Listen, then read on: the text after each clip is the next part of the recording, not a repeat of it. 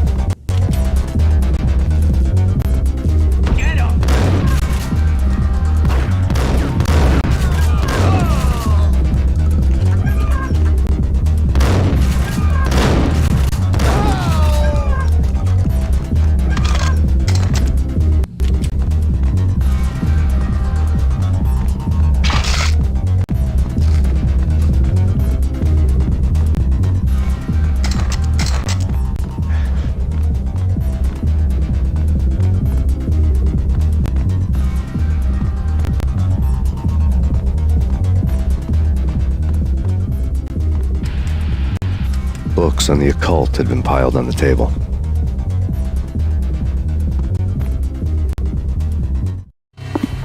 The room was stacked with light reading, such as Necronomicon, Witchcraft, and Paradise Lost. Old exotic titles like Malleus Maleficarum and De Umbrarum Reini Novum Portus. Books with pentagrams on their covers, all dealing with the occult and the infernal, lying between stacks of horror videos and a couple of Ouija boards. The only thing I could take seriously was the thought of Lupino taking it seriously. He had been spending a lot of time getting intimate with the guy downstairs.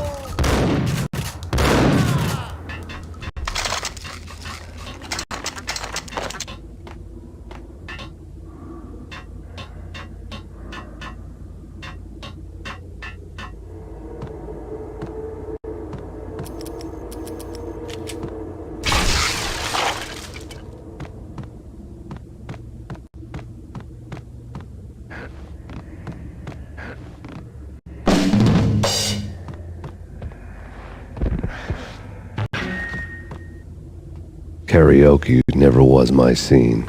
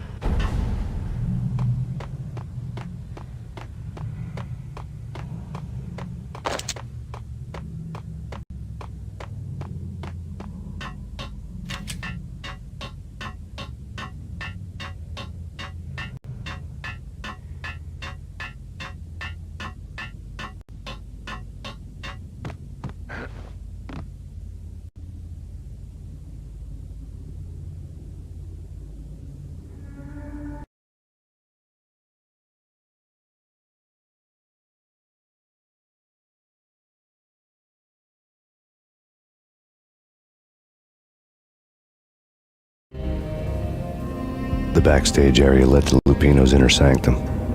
The hot air inside was like an invisible wall, thick with incense and something else, a sickly sweet smell that made you gag. This was the rotten core of the Big Apple. Lupino lurked somewhere ahead, like a spider at the center of his web, waiting. The vapors in the air started to make my head swim. Torn pieces of a letter lay scattered on the sofa. Punchinello had threatened Lupino in writing. The note had been torn to pieces, bloody fingerprints all over them. Don't want you to think that one of my boys is not playing with a full deck. Shape up, Jack. We are running a business here. I'd hate to send the trio to strong-arm you. The trio were the Don's notorious henchmen. It was obvious that Lupino hadn't been intimidated by the threat.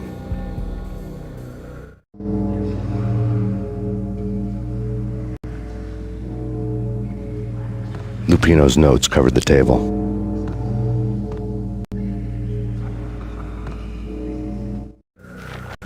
Jack Lupino was crazy, all right. The table was scattered with notes of demented arcane nonsense written in rusty blood, a mishmash list of demons, devils, and dark gods evoked. Beelzebub, Asmodeus, Baphomet, Lucifer, Loki, Cthulhu, Lilith, Hela, blood given to you all. He was after that old Faustian deal, your soul for power and fortune. Just sign on the dotted line with your blood. Lupino's notebook lay on the pedestal. Jack Lupino was crazy, all right. Mythic wolves, let loose to devour the sun and the moon. Lupino is the wolf. I'm Mr. Beast, the big bad Fenris wolf. I'm the end of the world man, wearing the flesh of fallen angels. After Y2K, the end of the world had become a cliché. But who was I to talk? A brooding underdog avenger alone against an empire of evil, out to right a grave injustice. Everything was subjective. There were only personal apocalypses. Nothing is a cliché when it's happening to you. The flesh of fallen angels Come to me all! Astaroth, Beelzebub, Asmodeus, Baphomet, Lucifer, Loki, Satan, Cthulhu, Lilith, Ella! Blood to you all! Secret, living under the skin of reality. I've seen it. The corruption of flesh.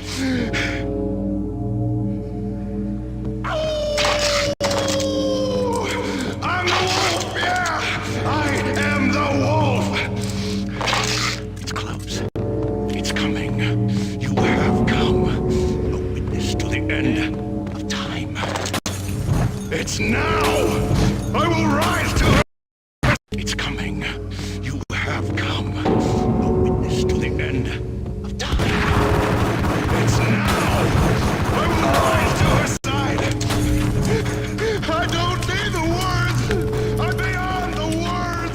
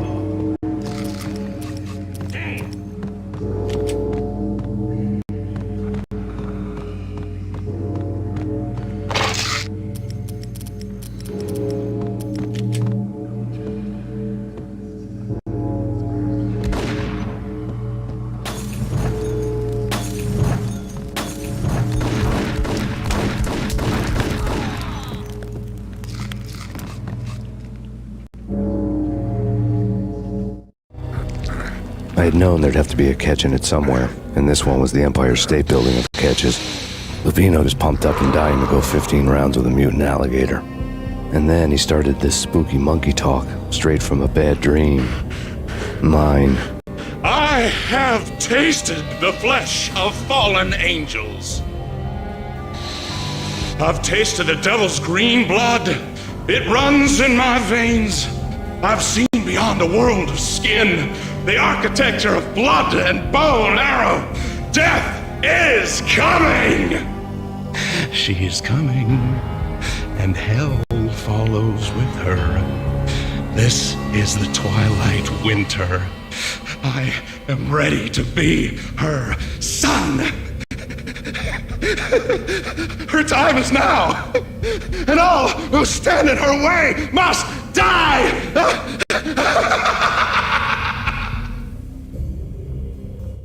Die! You'll die! You'll die! Now! All die!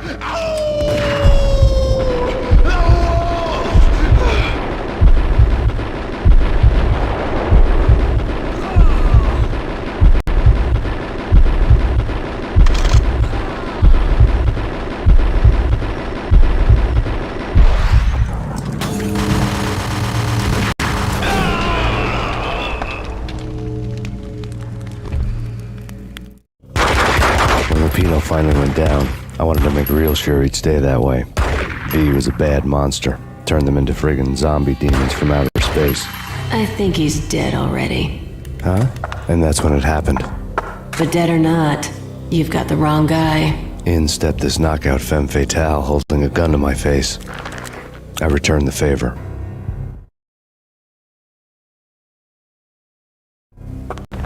Lisa Punchinello. Lisa Punchinello was the Don's wife. Mona Sachs, Lisa's evil twin. Your safety's off, evil twin.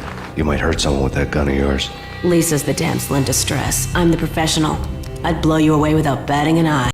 Sure, and you can check out my credentials splattered all over this joint. Jack couldn't have framed you, not the state he was in. We're after the same slime bag. Angelo Punchinello's the one who murdered your friend and framed you with it. You know this for a fact. I've got my sources. I don't have a clue these days. I just shoot them as they come. Who put a contract on the Archfiend? This one's mine. I hate the guts of that sadistic wife-beater. Why not pool our bullets for this one? I thought you'd never ask. My finger was starting to twitch. How do you like your whiskey? I'm easy, as long as you don't try to slip me a Mickey. You're a real angel, Max. It was good stuff. Tasted sweet as honey going down. Nothing personal. Can't risk you going berserk and getting Lisa killed.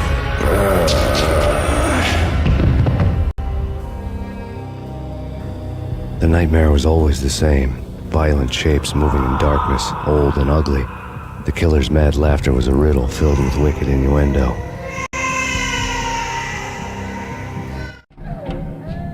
Somewhere, the baby was crying.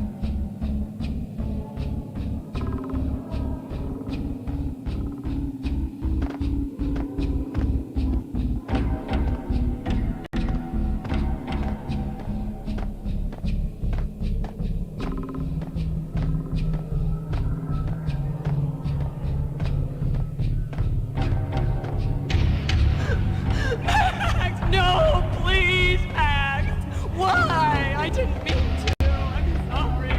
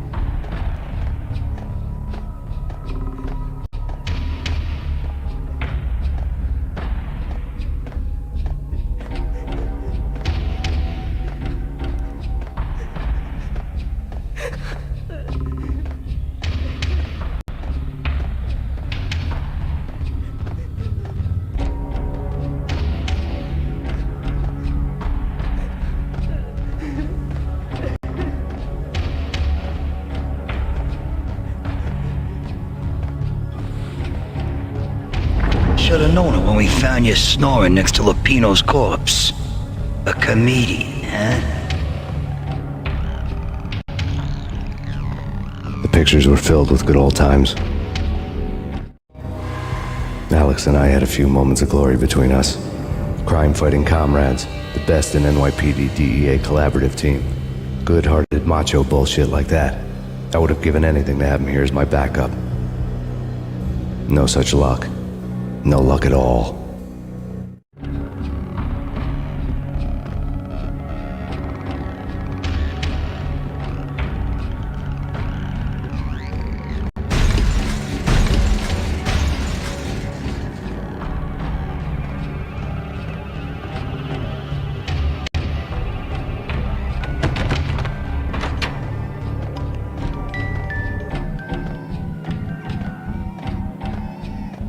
I really love to watch cartoons. Captain Baseball Bat Boy's my favorite.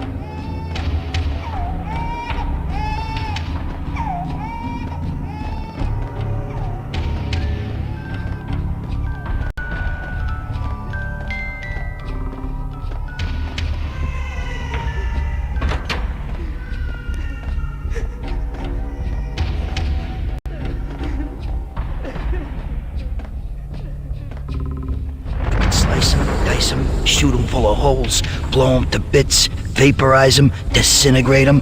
No matter what you do, they'll still be back, good as new. Michelle's diary lay on the table.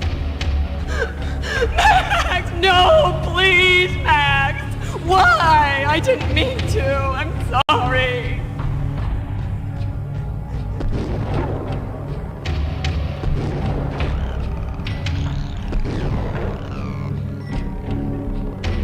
Murderer! You killed her! Nothing like that ever happens in the real world.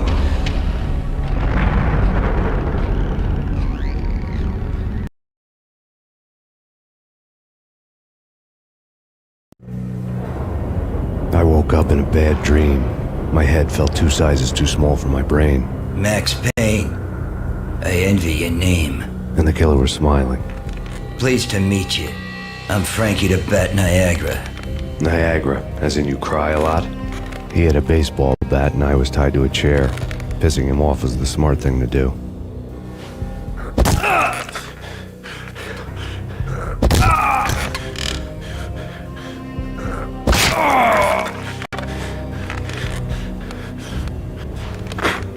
Nothing wrong with a little laugh now and then. Take me, for example. I love to watch cartoons. Cartoon violence is a fascinating thing. Let's take a break. I need to take a leak and maybe grab a cold one at the bar. Don't worry. I'll be back to finish this off. And then, it's checkout time. You play, you pay, you bastard. He swaggered out, and the door clanged shut behind him, locks clicking into place. Everyone makes mistakes. Mine hadn't been to crack jokes about the goon with the bat. He'd have cracked my skull regardless. It hadn't even been to trust a girl with a gun. I had blindly gone after the first bad guy on my hit list when I should have been aiming further up the ladder, at the head of the Punchinello family. I couldn't bring myself to be pissed at Mona. Guess I had a soft spot for a pretty face.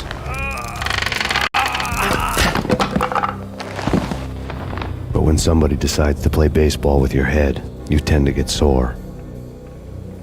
They had dragged me back to the basement of Lupino's hotel. I was beaten, bruised, and blue. I felt like the chair I had broken to get free.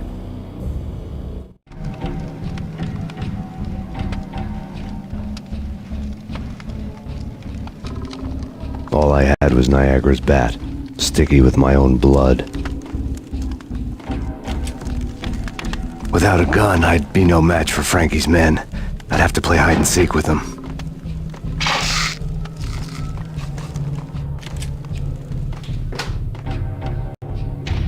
It's Frankie's turn. We'll take care of it. Hold it!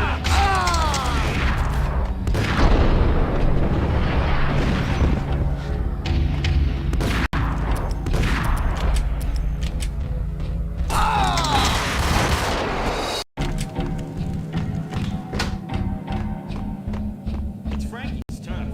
We'll take care of it. Hey, Hey!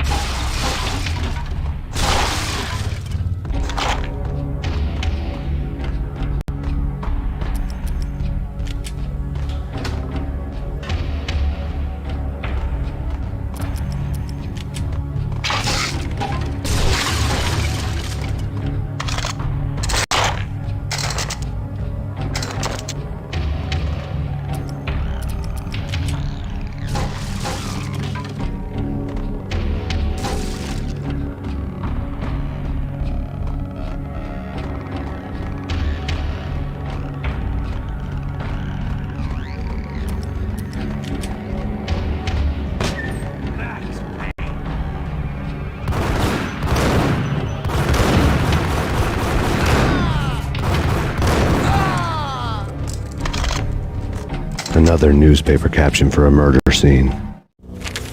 Frankie had left his calling card, a Captain Baseball Bat Boy strip, next to a sewer passage filled with bodies. You'd better not mess with Captain Baseball Bat Boy.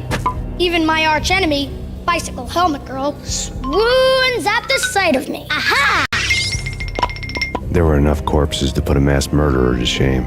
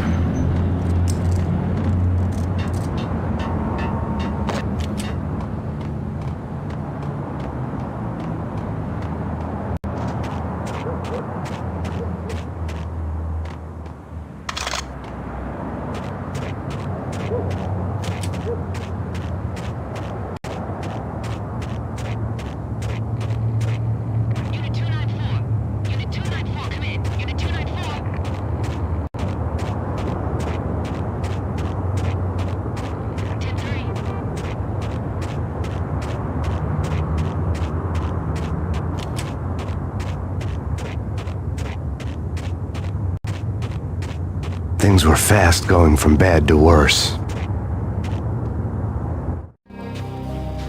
The men in blue had come and gone. They had decorated the place with chalk outlines and tied it together with yellow tape. The cops who had stayed behind were dead. Frankie, his boys, and I had the place all for ourselves.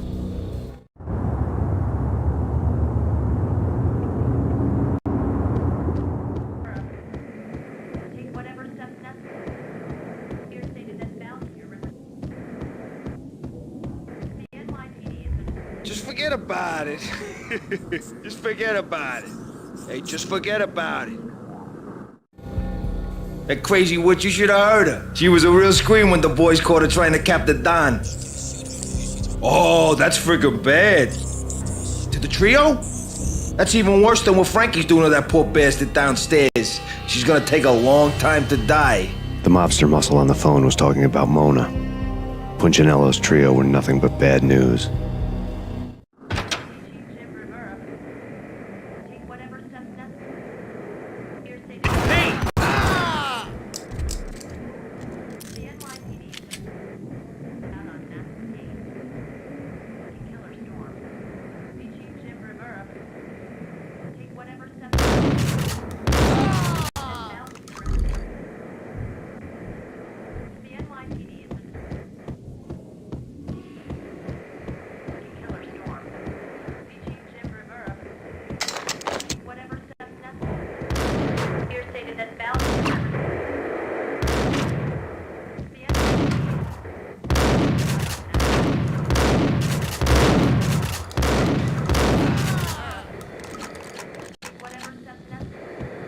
More evidence that Punchinello didn't like it much.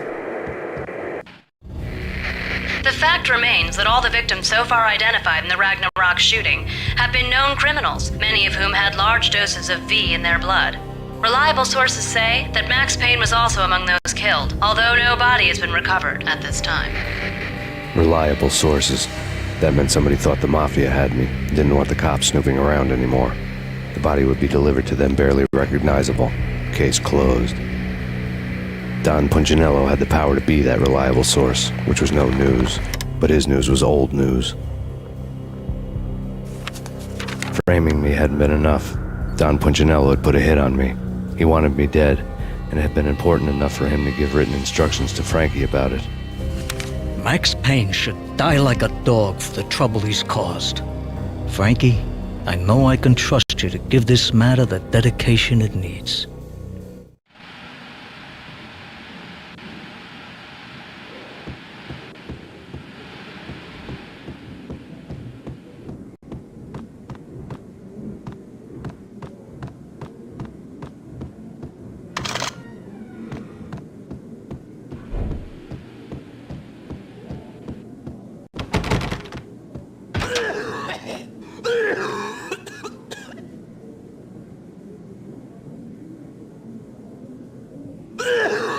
What the hell?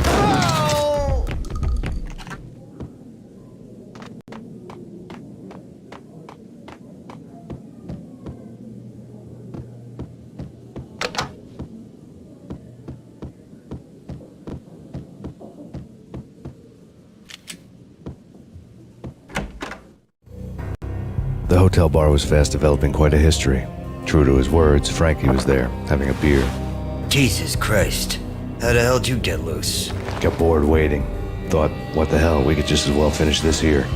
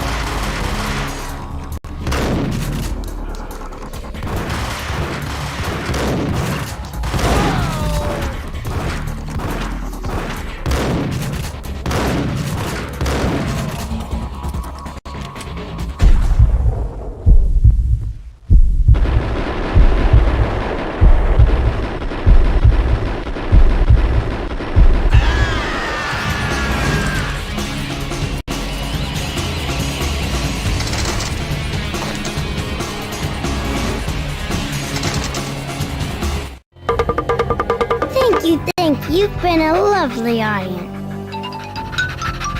Had enough? I don't play with girls anyway. Unfair! I spotted the tail as soon as I left the hotel. A big black Mercedes. I'd seen the car before. That time it had heralded impressive explosions. Vladimir was back. Bang! You're dead, Max Payne. I might have laughed if I remembered how. What's this supposed to be? Cops and robbers? Look, you want something with me? Get in line. Peace, man. Relax. You know you are a real news item. Armed and dangerous. I am going to make you an offer you can't refuse. I've always wanted to say that. It's a bum rap. I've been framed. Well, that's a moot point. Whatever you did or did not do, I'm sure you had good reason for doing it. Want to hear me out? I'm listening.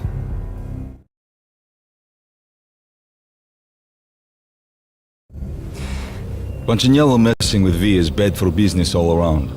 But that's not all. There is this guy, Boris Time, used to pull jobs for me. He's the captain of the cargo ship Charon. Now the bastard turncoat has gone over to the other side, Punchinello's.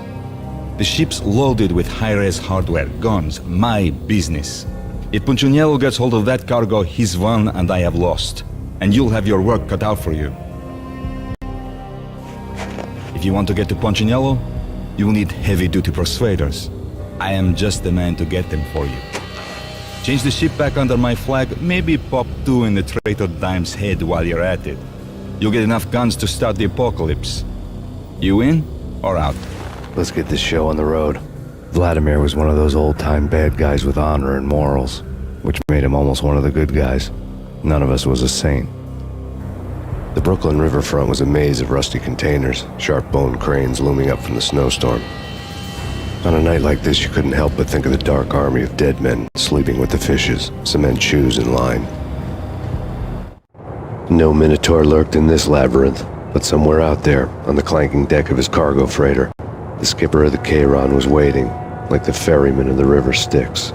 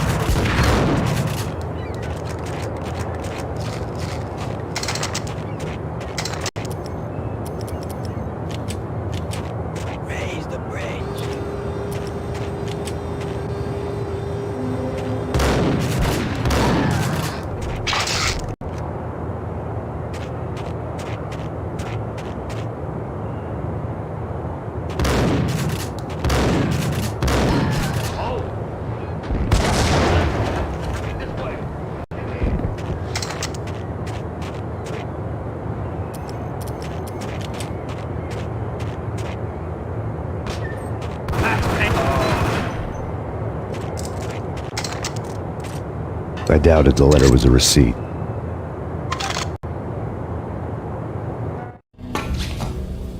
Rico Muerte had come to town to do more than just sort out family troubles. Exhibits number 1, 2, and 3. Briefcase of money, a sniper rifle, and an envelope with one word neatly printed on a folded piece of expensive paper. Mayor. It didn't sound like a mafia contract at all. It was too cold and too to the point.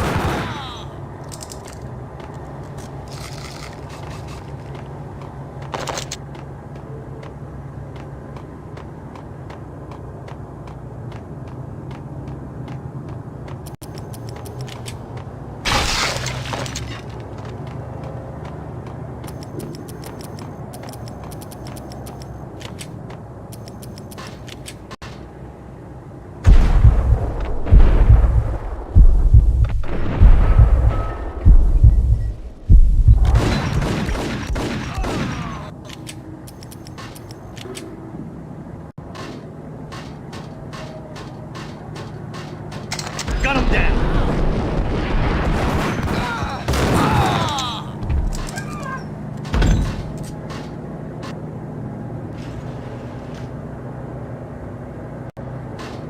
I had found Boris Dime's ship.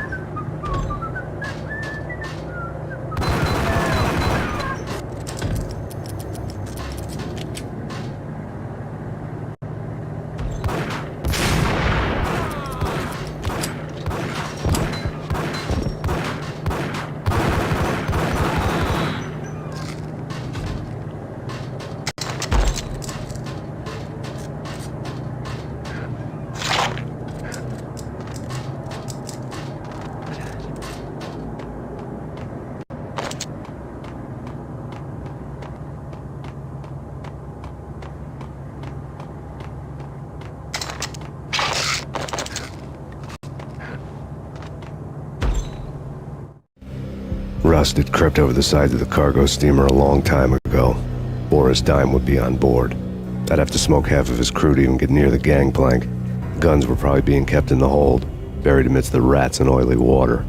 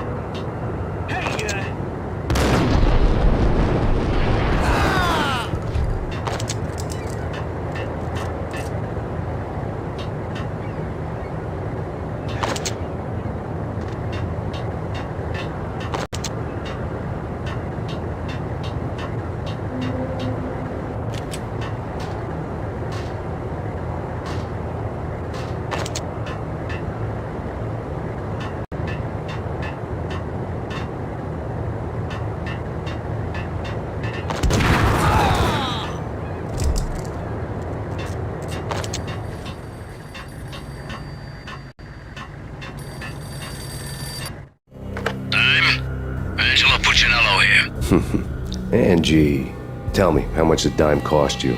I bet it was more than his name. Max Payne. Right the first time. You're dead, punk.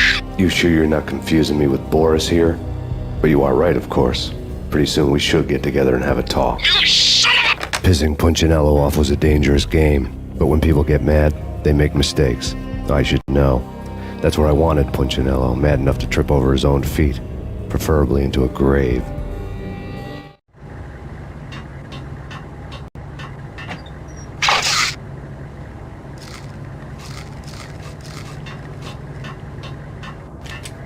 Dime! Dime! Dime! Dime!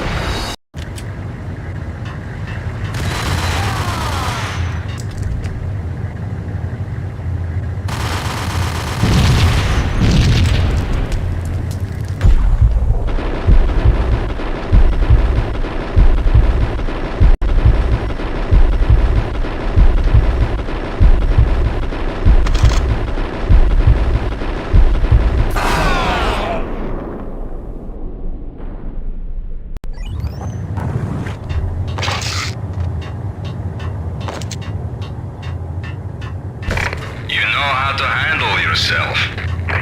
Anybody who says different is calling me a liar. Vladimir here. Collect all the guns and ammo you want. Meet me on the bridge afterwards.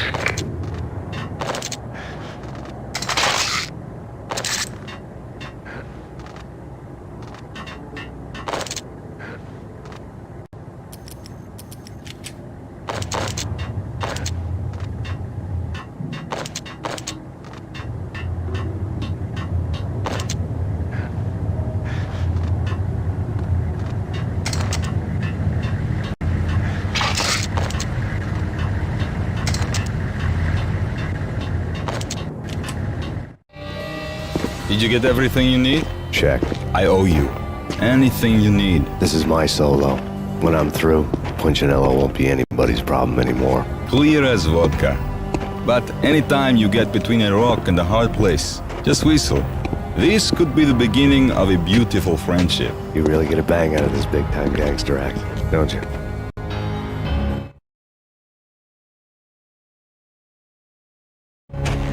Even with all this firepower, I figured I couldn't get to Punchinello at his manor.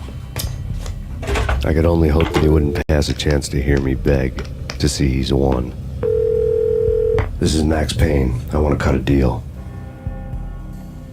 Payne, you're a dead man. That's what everybody keeps telling me. I got your ship and her cargo. I want to meet.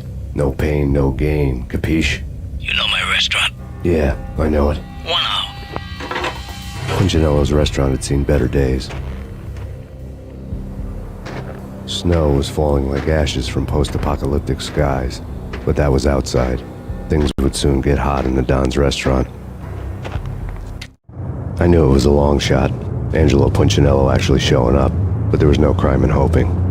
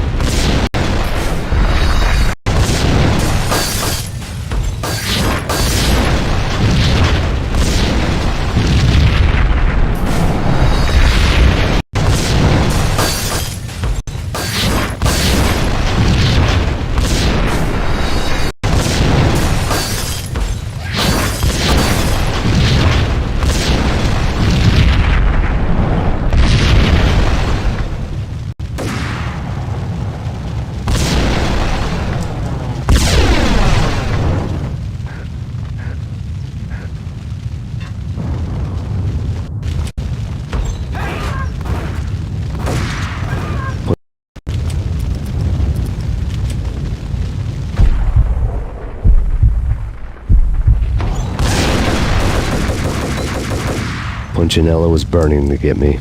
The feeling was mutual. He was trying to put out my flames with gasoline.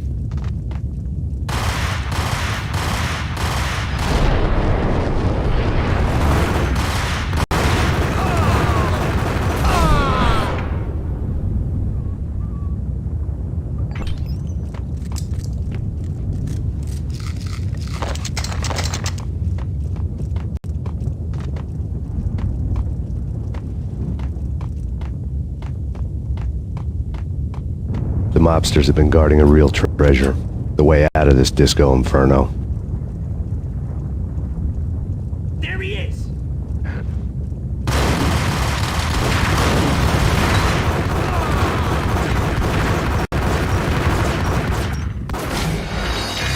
Treasure, the way out of this disco inferno.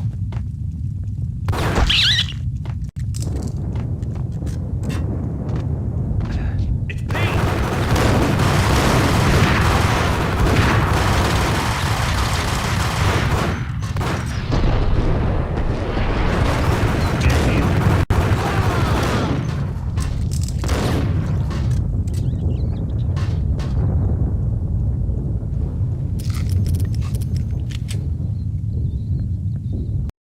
Treasure, the way out of this disco inferno. There he is!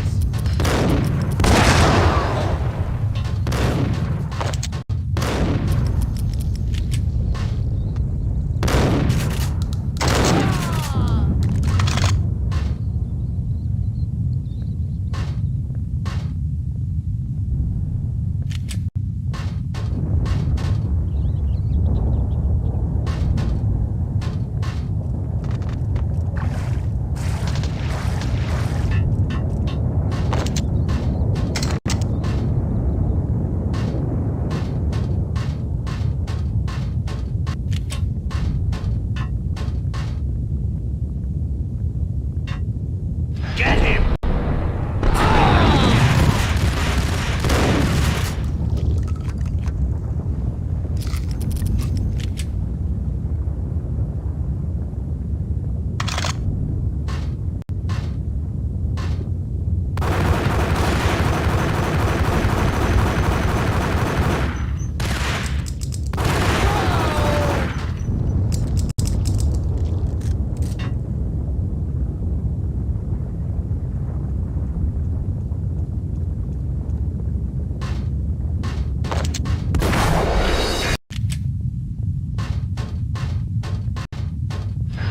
Whack the sucker!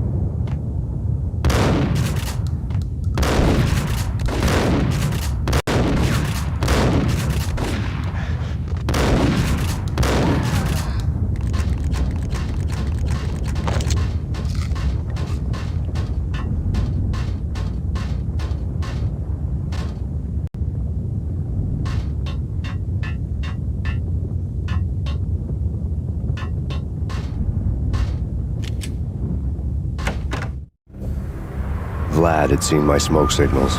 The Mercedes was revving to go, almost drowning out the banshee wail of the sirens. You coming? We'll drop you off at the Punchinello Manor. Sounds good to me. When this is over, look me up. I could use a professional like you. I'll keep that in mind.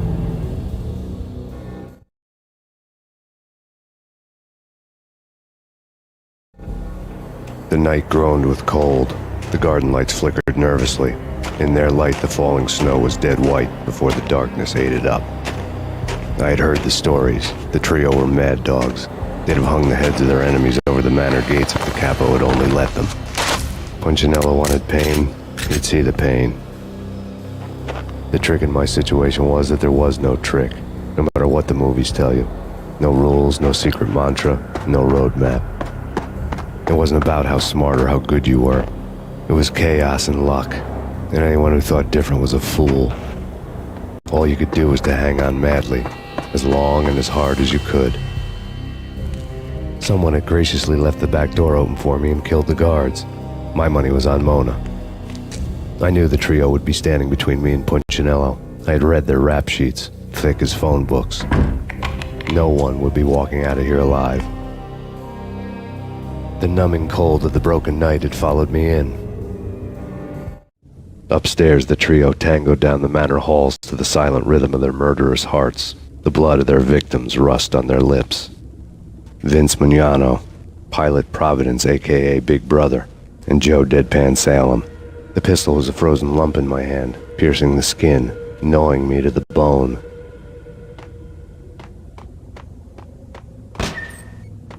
In death, the thug had been promoted to messenger.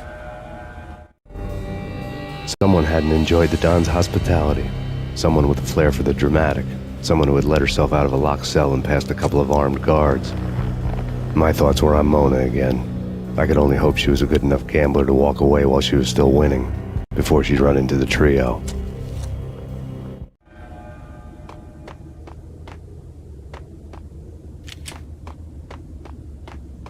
Nice, Payne!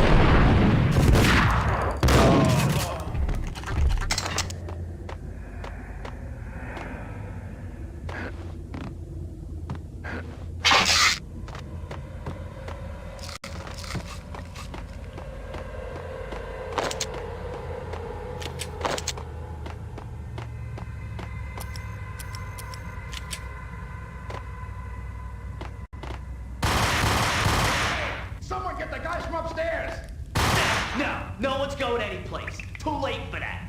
He walks in, we waste her. Vinny and Joe and Pilot won't get the credit for this kill.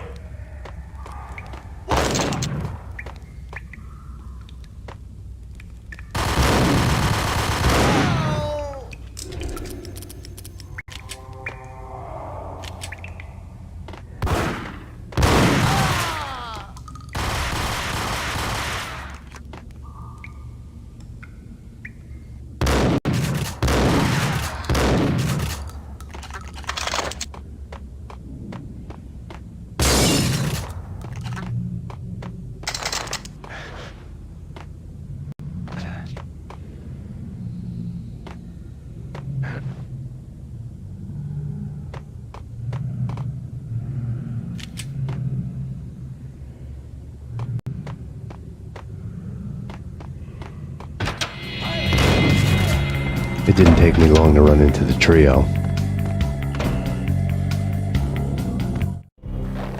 The word on Lisa Punchinello was that she was a bit of a witch. The tarot cards on the kitchen table fit the picture. They weren't my kind of cards, but I was willing to take a crack at the hand Mrs. Punchinello had dealt. The first card was the Tower. Maybe that was supposed to be the manor. It got easy after that. The devil was the master of the house, and death was me, coming for him.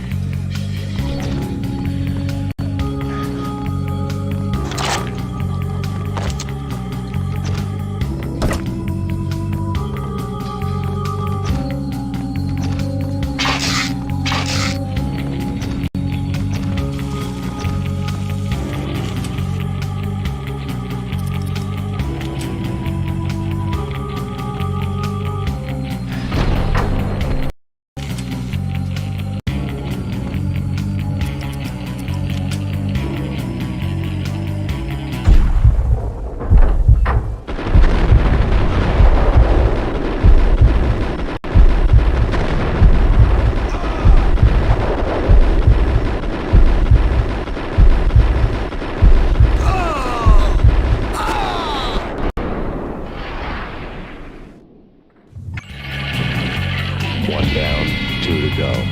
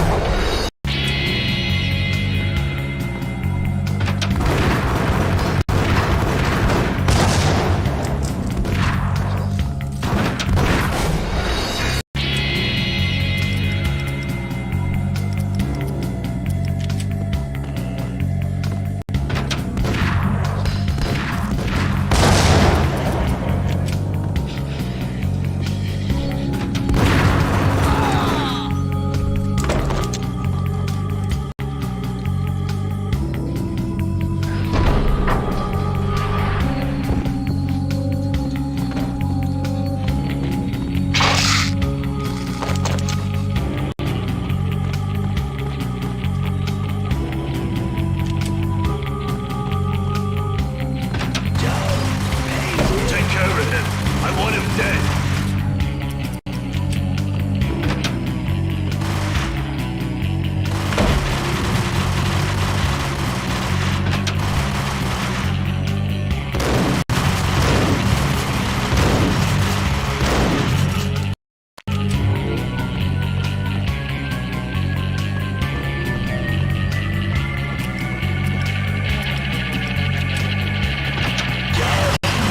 Take over him.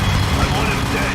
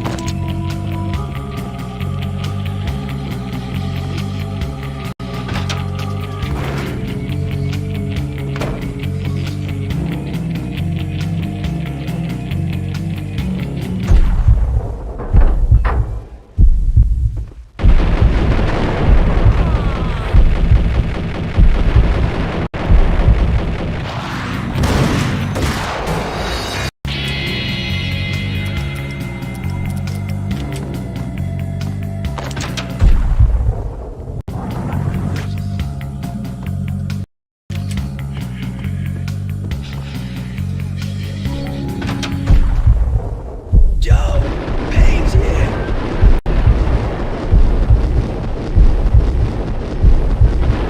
Take care of him. I want him dead.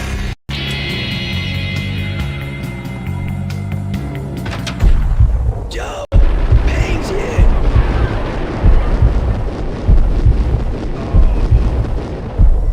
Take care of him. I want him dead.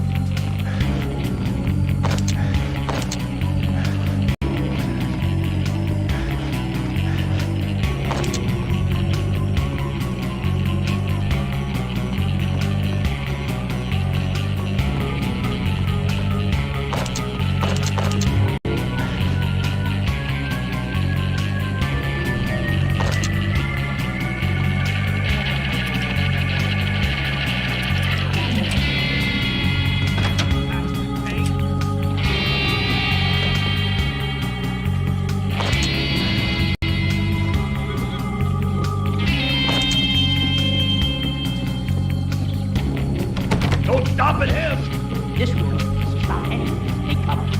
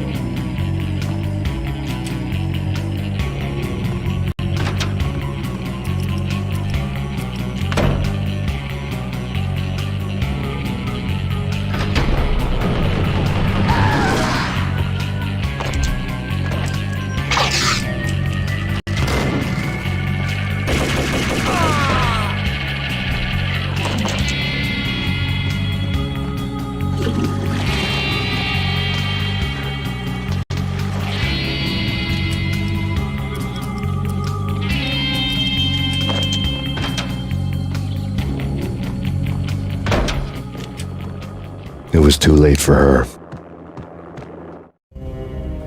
You're a real angel, Max. I couldn't tell whether it was Mona or her sister. The body was a mess. The sick bastard had really gotten a kick out of it. Seeing her lying there got me thinking about another woman's body on another bed. Got me thinking about a fallen cradle.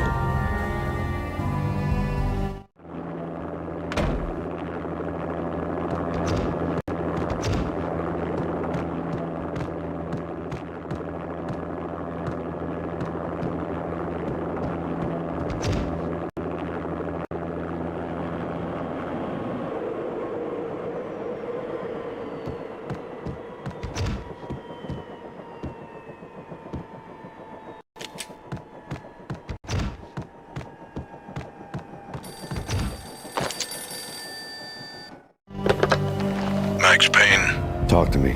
Alfred Woden. You've got company. An armed helicopter just landed on the manor grounds. You must hurry. The more the merrier.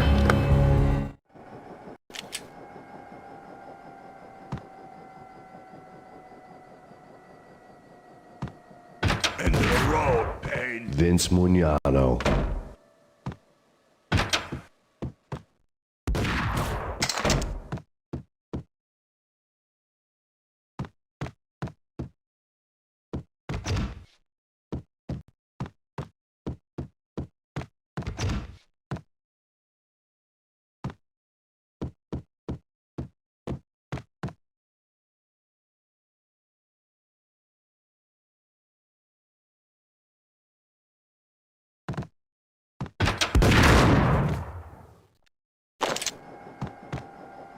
End of the road, Payne. Vince Mugnano.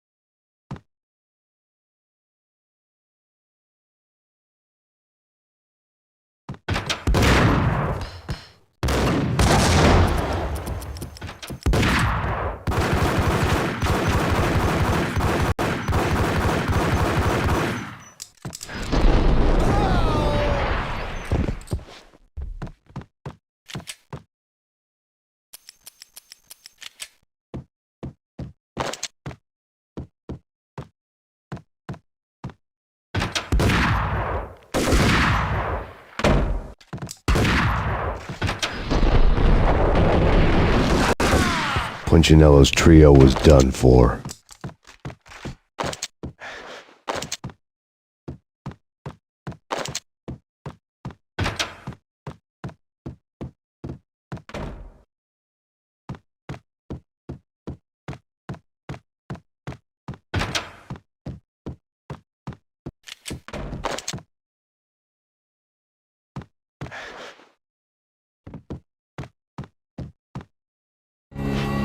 Outside my door.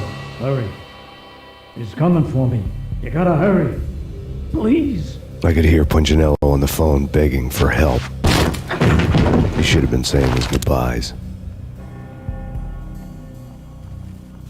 Punchinello was a pushover. The moment I stepped into the room, he folded like a deuce before a royal flush. No, wait. I was just doing what I was told. I couldn't refuse. She's someone high up. Government, maybe. I don't know. He was trying to buy more sand for his hourglass. I wasn't selling any. No, I told him nothing.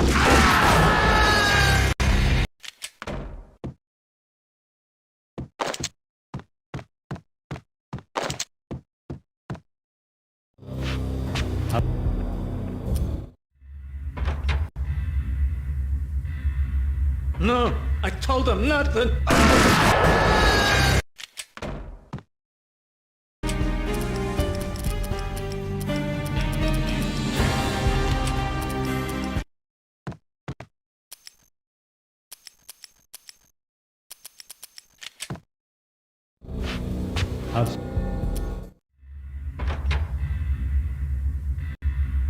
No, I told him nothing.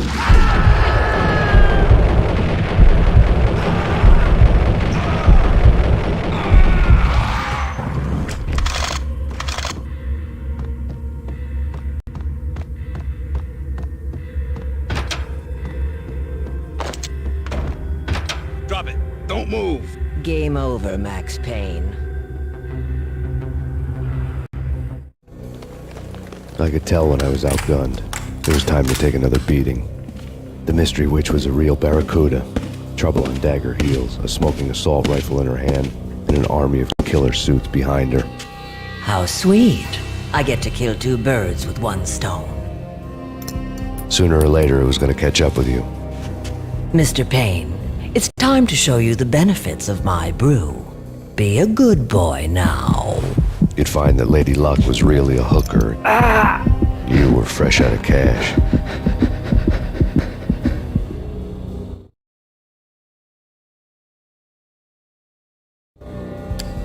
Gentlemen, we're done here. Take me to Cold Steel. She had just given me an OD of Valkyr. I could feel green fire eating my brains. They turned to steam. They did a fade on me. I'd never had a chance. The witch had got me just as sure as if she put a gun to my head and pulled the trigger. The shadows rushed me, bruised mugshot faces hungry for revenge. They knew my weak spots and closed in for the kill.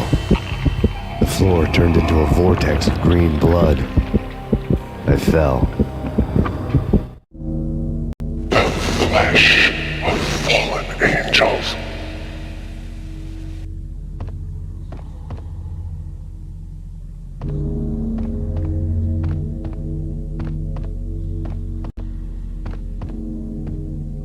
Who's there?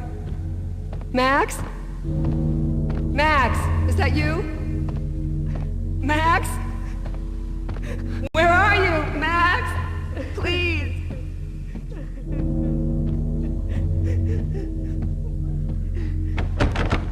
No, please, Max, no. I'm sorry. Please don't, Max, no, please. Max? Where are you, Max? Please. The letter was staring at me. There was something disturbingly familiar about the letter before me. The handwriting was all pretty curves. You're in a graphic novel. The truth split my skull open, a glaring green light washing the lies away. All of my past was just fragmented still shots, words hanging in the air like balloons. I was in a graphic novel. Funny as hell. It was the most horrible thing I could think of.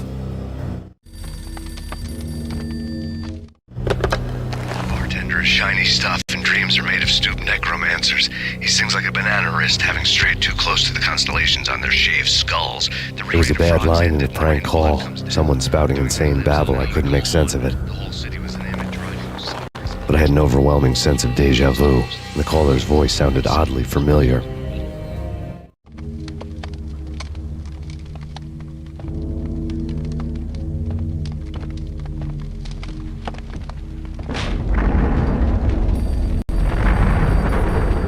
The weird piece of paper looked dangerous. There was something disturbingly familiar about the letter before me. The handwriting was all pretty curves. You're in a computer game, Max. The truth was a burning green crack through my brain, weapon statistics hanging in the air, glimpsed out of the corner of my eye, endless repetition of the act of shooting, time slowing down to show off my moves, the paranoid feel of someone controlling my every step. I was in a computer game. Funny as hell, it was the most horrible thing I could think of. Don't lose it. It's Valk here. The drug. Snap out of it. Try to remember. It was a bad line in a prank call. Someone spouting insane babble. I couldn't make sense of it. But I had an overwhelming sense of deja vu, and the caller's voice sounded oddly familiar.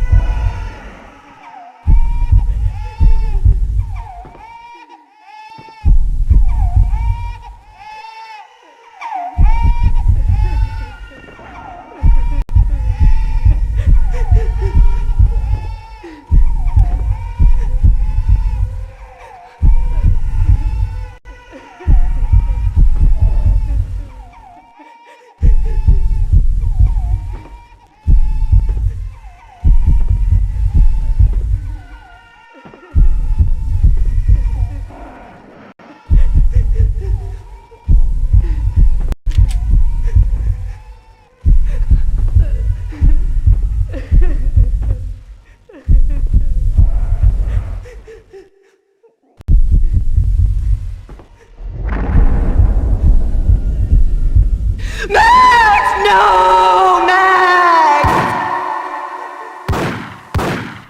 Murderer! You killed her!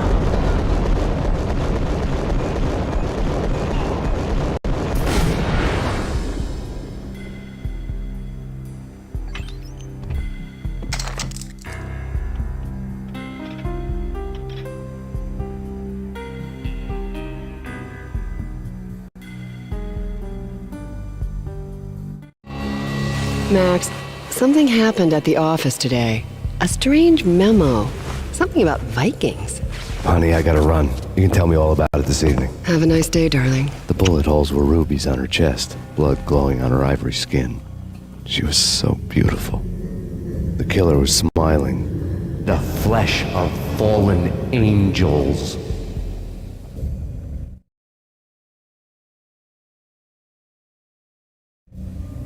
Slowly, the green nightmare faded, leaving dark stains on my soul that would never come off. I felt like flatlining. I was all shook up. I woke up in a cold sweat, sick and tired to the bone, lying in a puddle of my own puke. The hag had said take me to Cold Steel before it had all gone crazy. It was a clue, the only one I had. It took me forever to crawl back to my feet and hit the road, but when I did, I drove straight to Cold Steel Foundry outside the city. There was a whole lot of action around the place for a freezing winter night. Trucks coming and going, men running. I had the drop on the mystery witch. She thought I was dead. I was on her blind side. I was going in. The bad trip had put me in a crazy mood, adrenaline pumping through my aching veins. Staggering on the mill roof in ice and snow and wild wind, I was a ninja. My kung fu was strong. I wasn't kidding anybody. At best, I was Superman on kryptonite about to fall through a skylight, down to where it was all going down. A half-abandoned industrial area in the middle of nowhere. The factory was a perfect front for any number of illegal activities.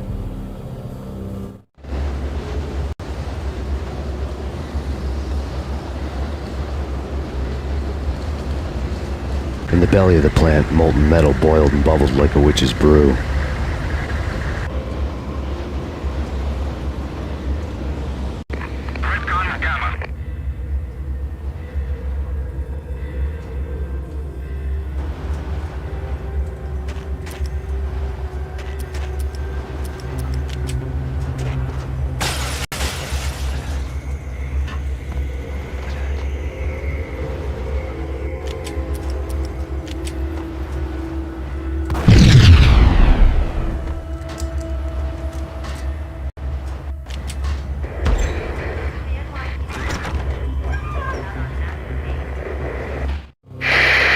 Life-threatening weather conditions.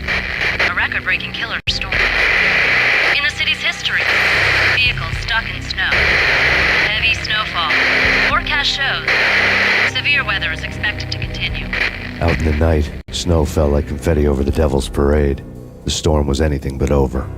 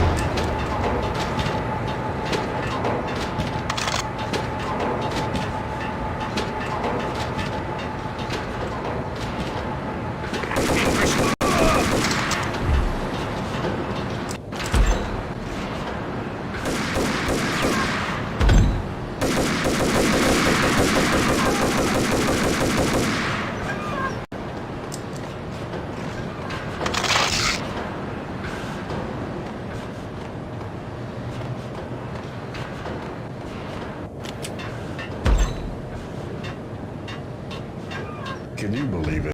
I bet they sleep with their rifles. I bet that they've given them names. I guess. So, you don't have a name for your gun?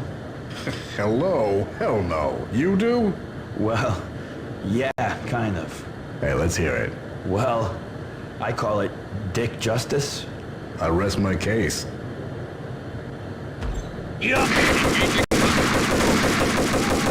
They've given them names. I guess.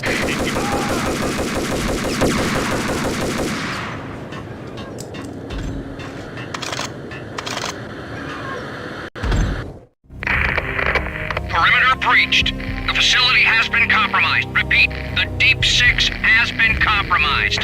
Initiate Operation Deadeye. The walkie-talkie military lingo could mean only one thing. They were getting ready to destroy the evidence and vanish into the night.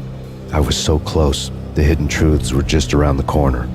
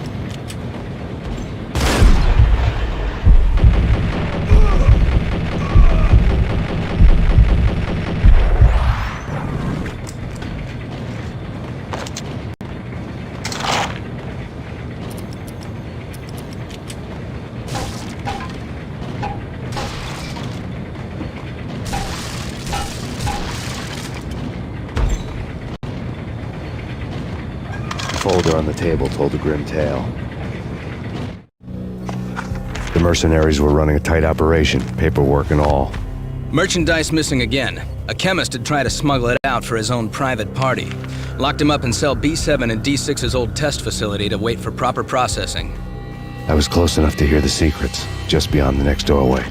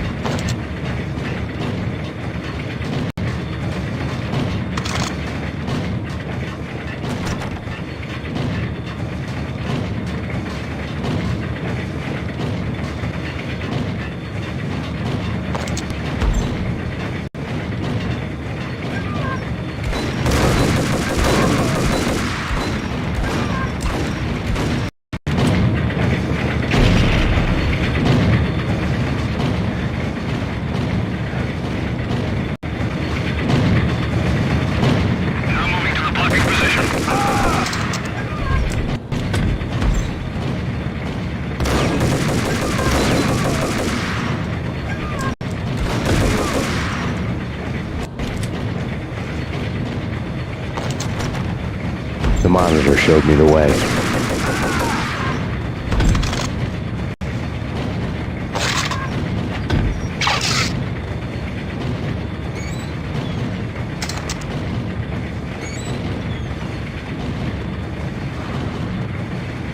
Processing diagrams filled the control room screens, all but one.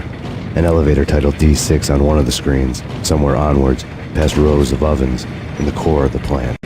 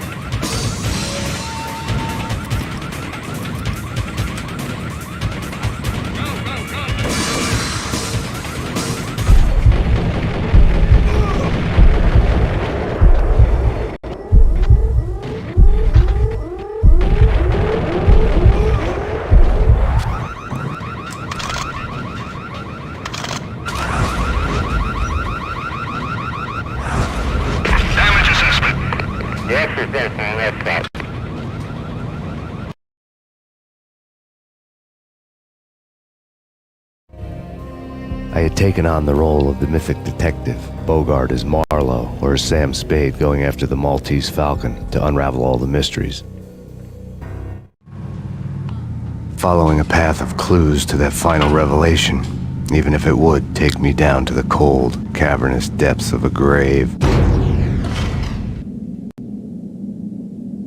You can't do this! My men are still inside! Do you have any idea why this is called Operation Deadeyes?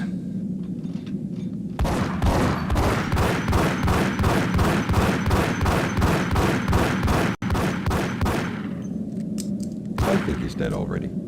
Let's do it.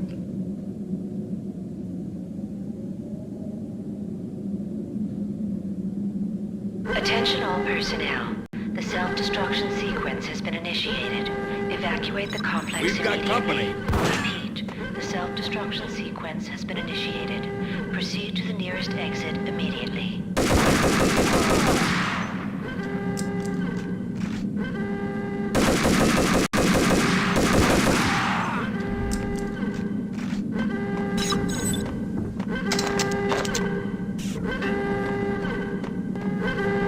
I had seen the logo on the floor before.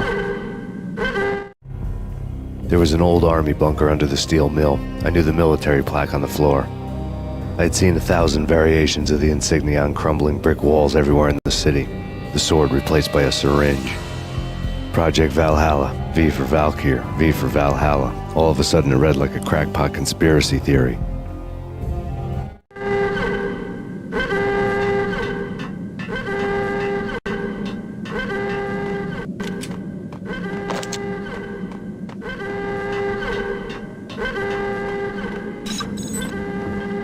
Abort! Abort! The self-destruction sequence has been initiated!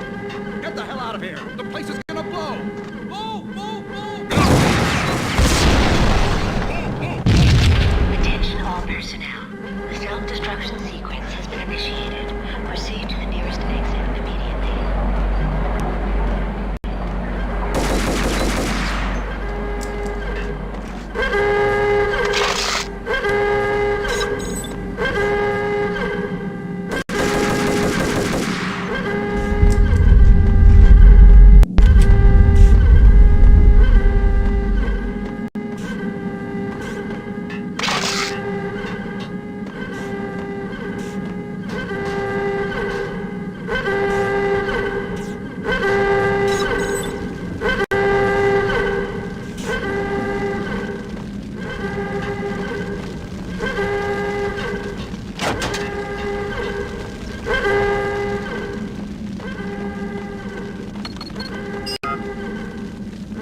Like everything else in the Valkyr case, the door code was a mystery to me. Attention all personnel. The self-destruction sequence has been initiated. Proceed to the nearest exit immediately.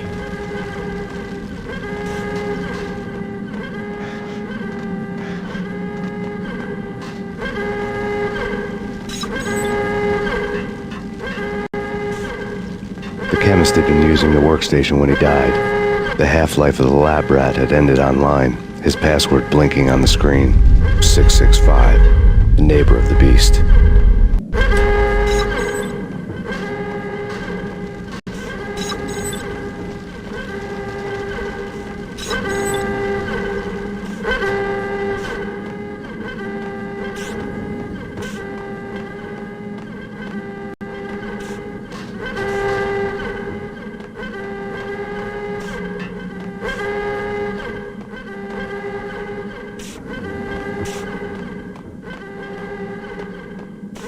Attention all personnel. The self-destruction sequence has been initiated. Proceed to the nearest exit immediately.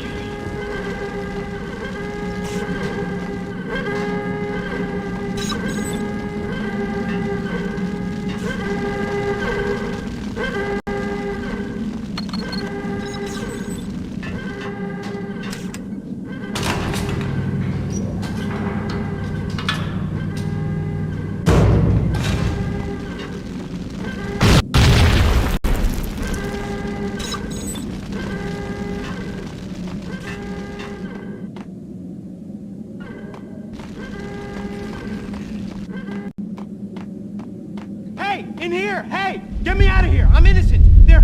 Let me out! Thanks. I thought I was gonna die in there for sure. I need you to get me through the decontamination chamber airlock.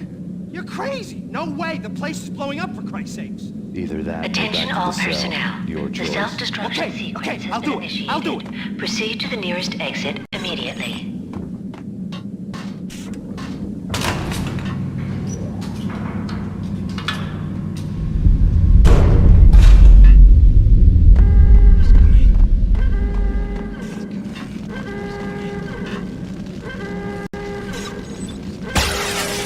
We're dead!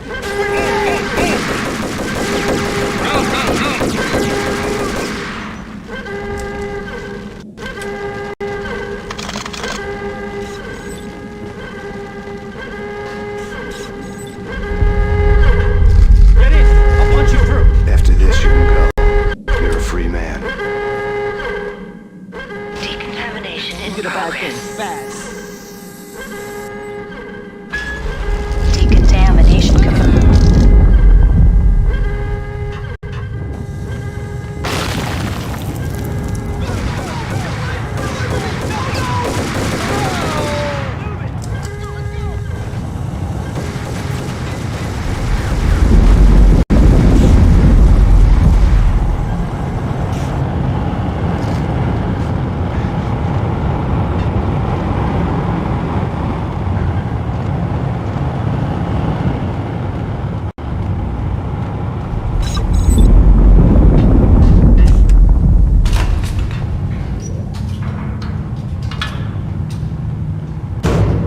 I was caught in the middle of the deadly web that was the Valkyr case.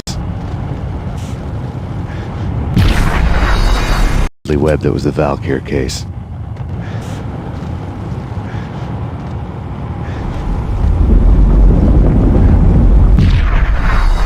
Deadly web that was the Valkyr case.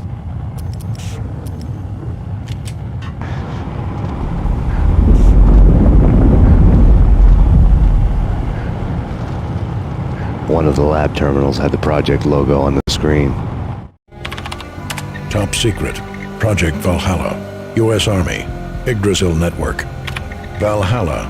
The otherworldly place in Norse mythology where the bravest heroes spent their afterlife feasting and fighting forever, their wounds miraculously healed night after night.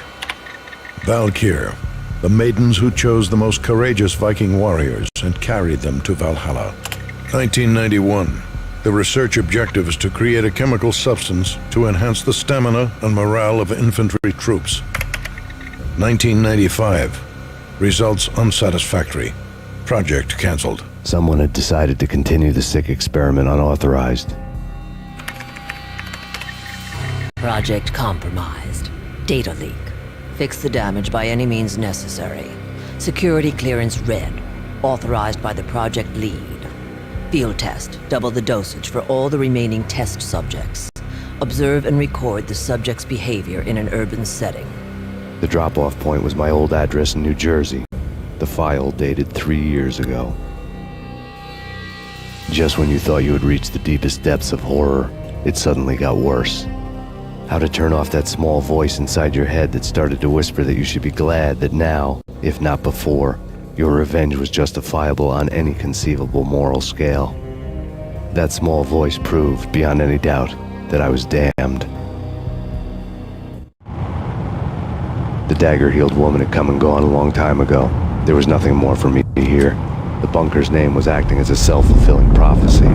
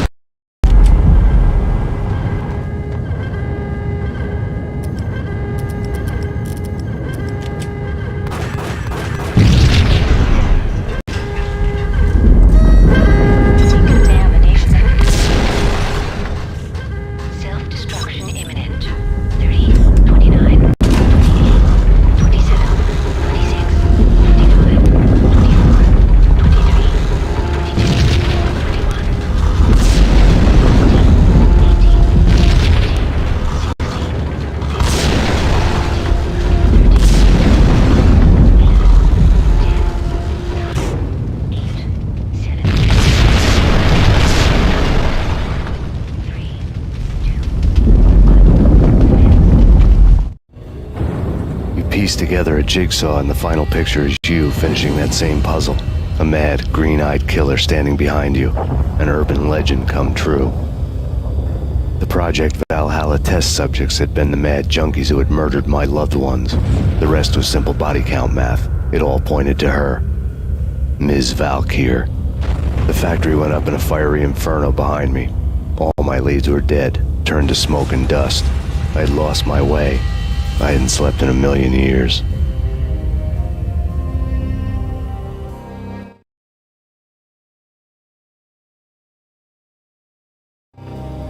I felt thin as death.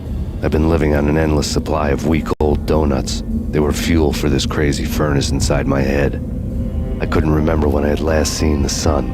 I was on a permanent graveyard shift. When the darkness fell, New York City became something else, any old Sinatra song notwithstanding.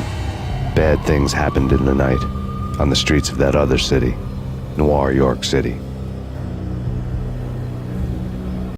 I was in an all-night diner, downing cup after cup of coffee that tasted like engine oil, when a new message from BB got me back on the killer track. What the hell happened at Roscoe Street? Maxie, I'm going out on a limb here. We need to talk this through, come up with a plan. 2:30 a.m., the Choir Communications Garage. The more I thought about Alex's murder and the frame-up, the more it felt like an inside job. I should have seen it coming. BB had sold me out, and now he wanted to finish what he'd started. The garage was dead. BB showed up in his tailor-made suit, gold watch, and cufflinks to match, all way beyond a cop's pay. Maxie. Oozing suave charm, he was guilty as hell. What the hell does BB stand for anyway? Backstabbing bastard? Come on, don't be like that. Have a cigar. I don't smoke.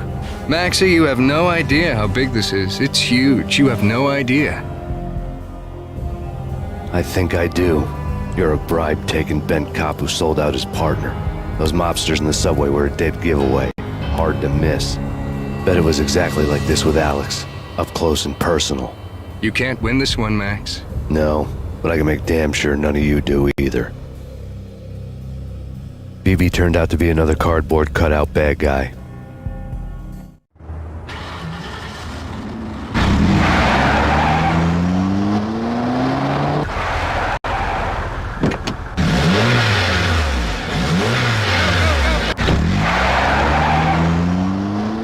A bad cop on the take, a cowardly right-hand man fleeing from the scene, leaving his paid thugs to do his dirty work.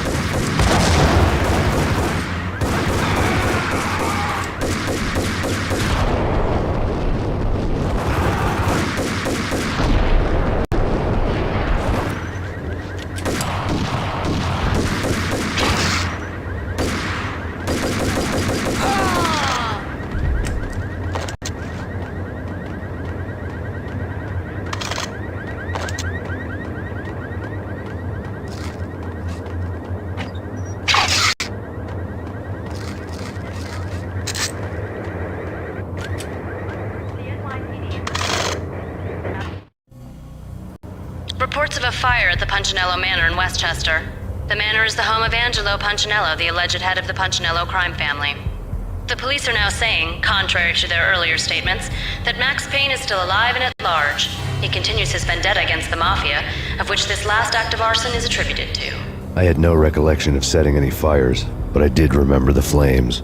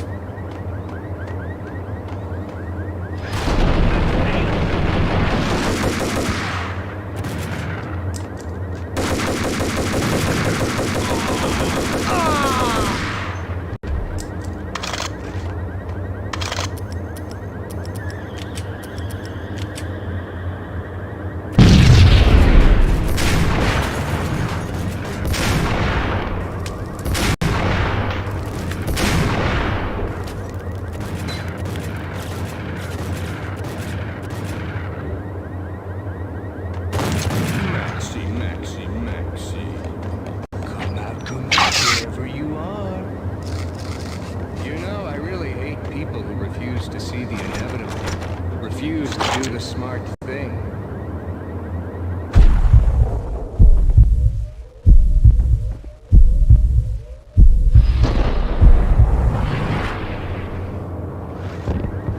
No, I must do the right thing.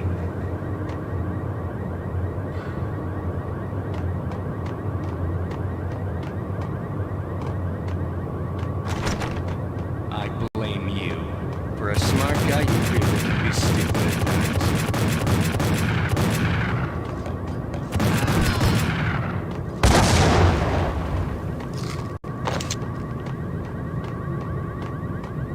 A payphone started to ring.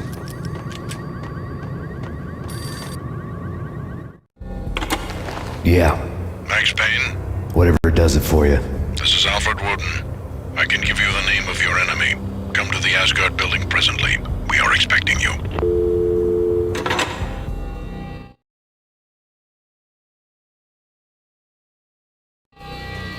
Woden was waiting for me on the steps of the old building. Mr. Payne, let's go inside.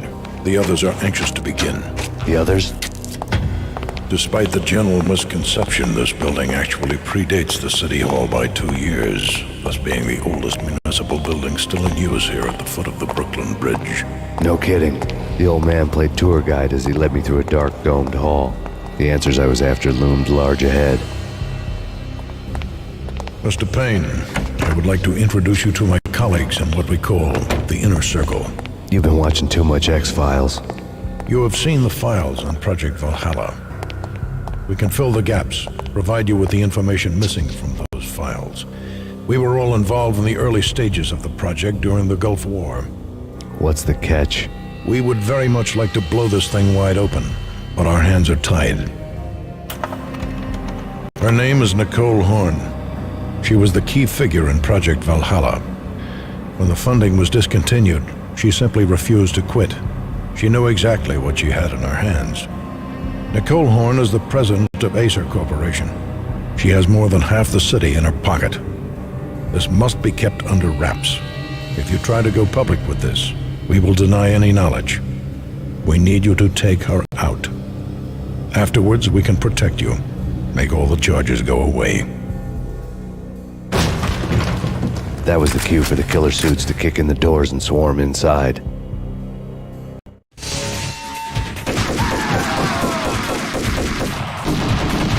It was an impressive floor show, but I decided to leave early anyway. It was only a one-story fall. Lucky me.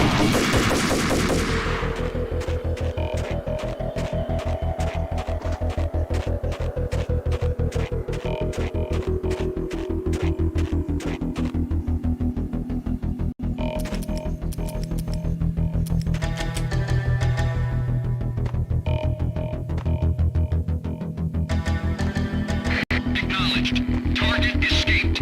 Last confirmed location, the inner courtyard. Search and destroy.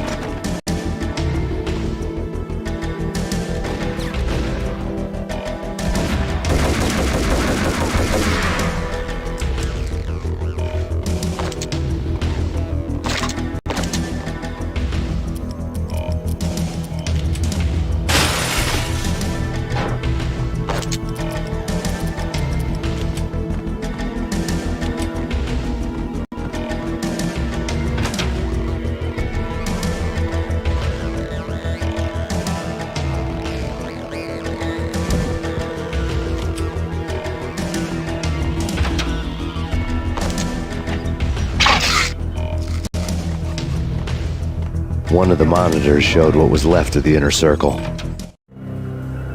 On screen, the so-called corpse of Alfred Woden stood up, miraculously waking from his dirt nap, looking smug among his dead pals. In the land of the blind, the one-eyed man is king. I didn't know how he'd pulled it off, but it was a pretty slick way to get out of all his promises. Most of what he had said fit too well to be a load of crap.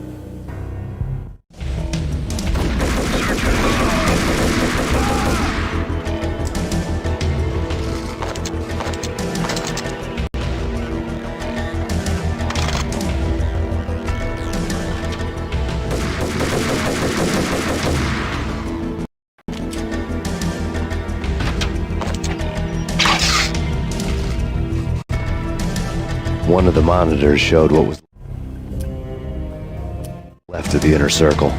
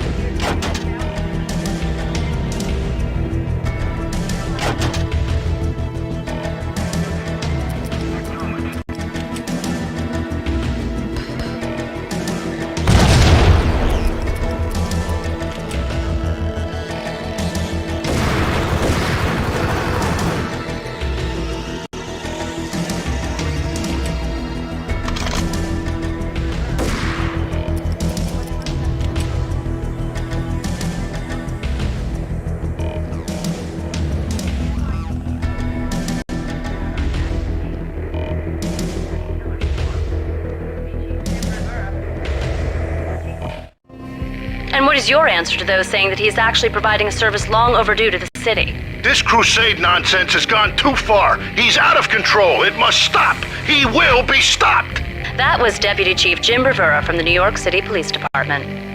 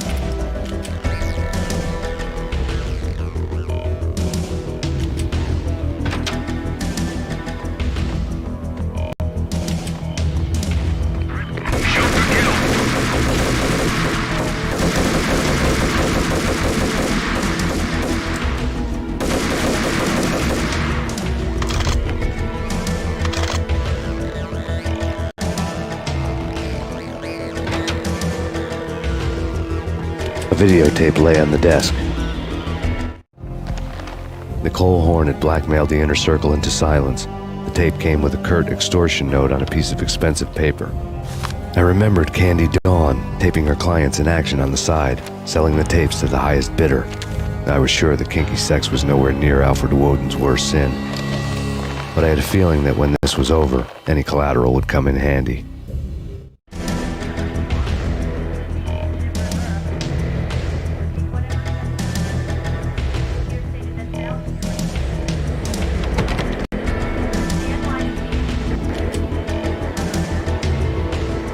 Woden had left me a present. Woden had taken care of my mission preps with military precision. The critical areas in the Acer Corporation headquarters blueprints were circled in red. The president's office was at the top of the building, right below her penthouse suite. The elevators were controlled by a security computer, part of the mainframe located underground below the building. The high-rise was sealed as tight as a sci-fi fortress.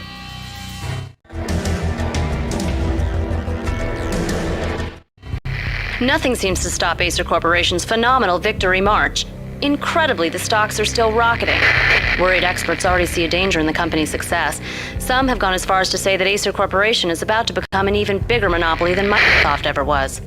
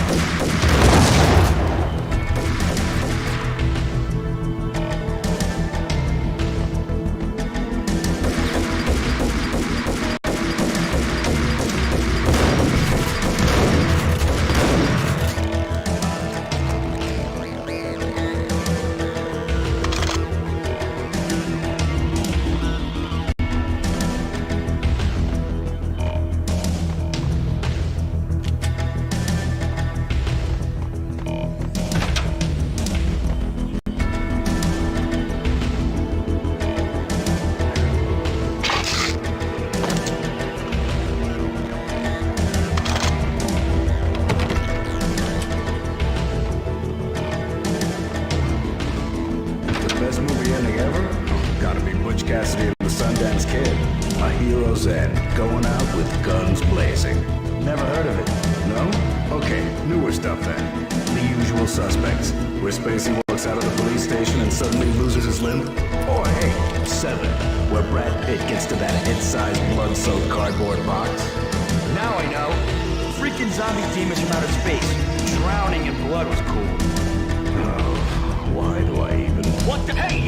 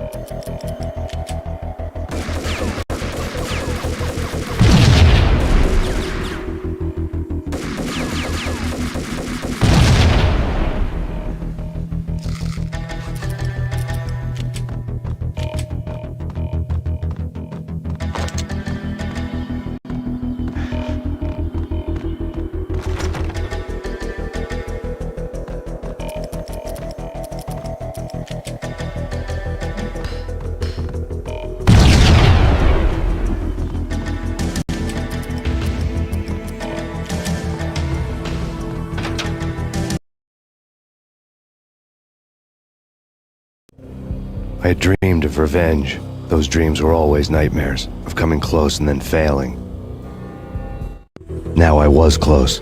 I had a name to guide me, Nicole Horn. I had nothing to lose. The Inner Circle had quite a track record. Project Valhalla had not been the only thing the Inner Circle had been involved in. There were rows of cabinets full of files.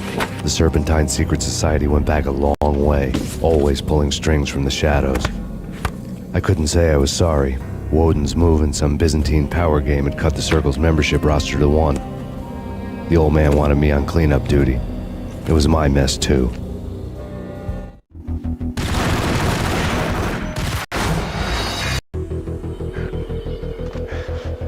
The Inner Circle had quite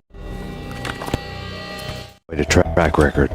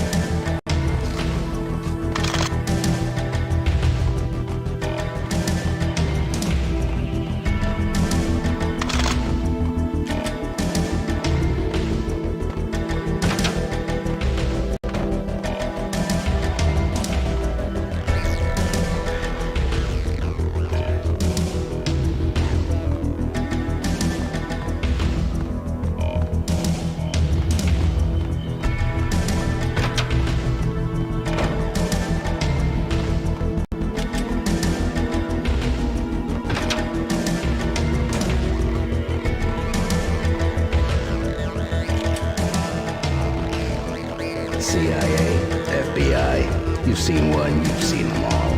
Sure, good for a practice run. But this, working for her, oh, this is the real thing. The money's astronomical. And best of all, you get to kill any scumbag who gets in your way. License to kill. Like James Bond. I have him.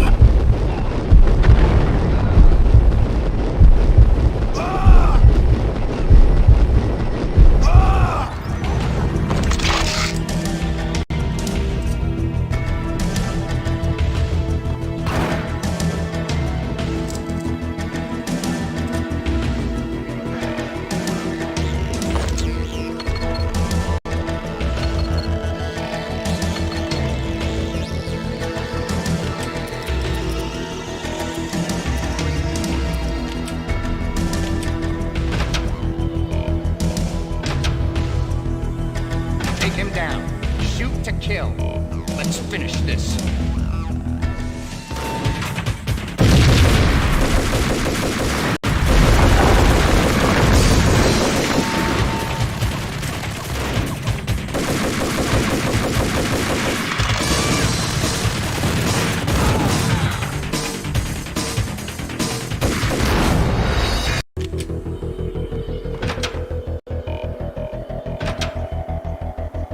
Take him down. Shoot to kill. Let's finish this.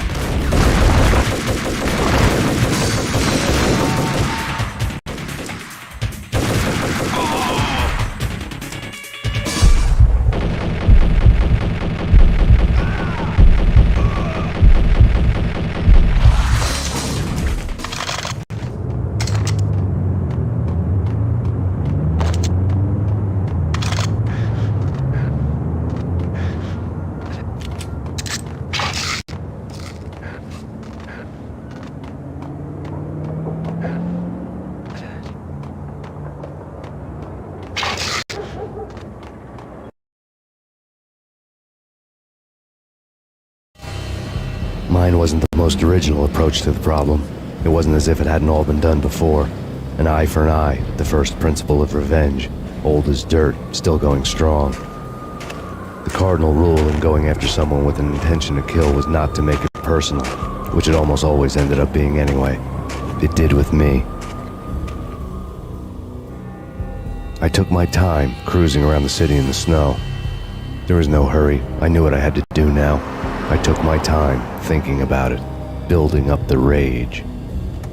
When I was ready, I parked the stolen wheels at the front entrance of the Acer Corporation headquarters. Got out, got in, got cracking. I had a bullet with Nicole Horn's name on it. I had 10,000 bullets with the Hag's name on them. She had ultra-high-tech security systems, enough mercenaries and weaponry to start World War III. There was no fear. New York disappeared behind a veil of snow. I had crossed the threshold. This was her domain, sleek and sexy and soulless, all glass and steel. A place of color-coded security key cards, metal detectors, and surveillance systems.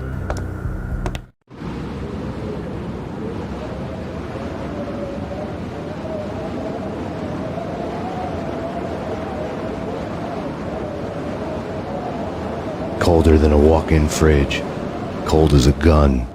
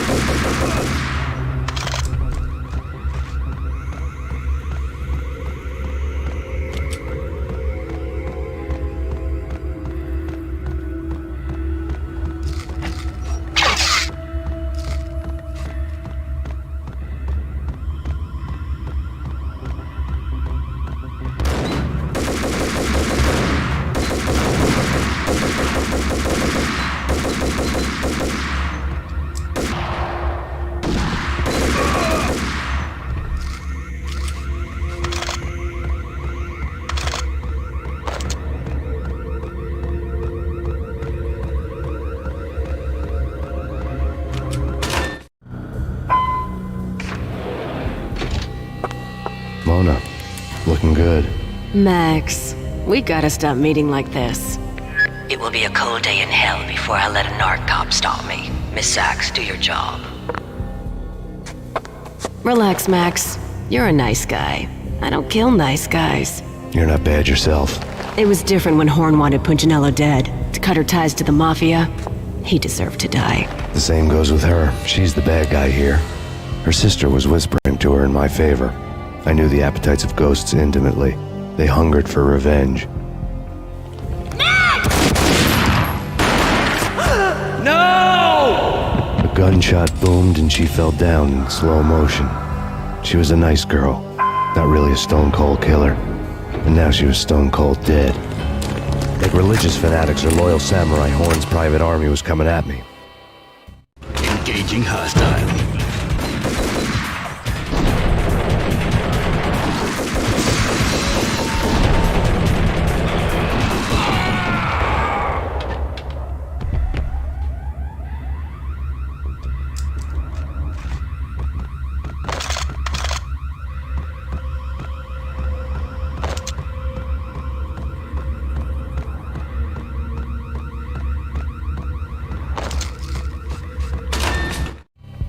When the elevator came back down, Mona was gone. There was a lot of blood, but no body. Something clicked for the final time. My mind had never been so clear, as if somewhere high above the storm clouds were already gone, cold stars blazing from the black skies.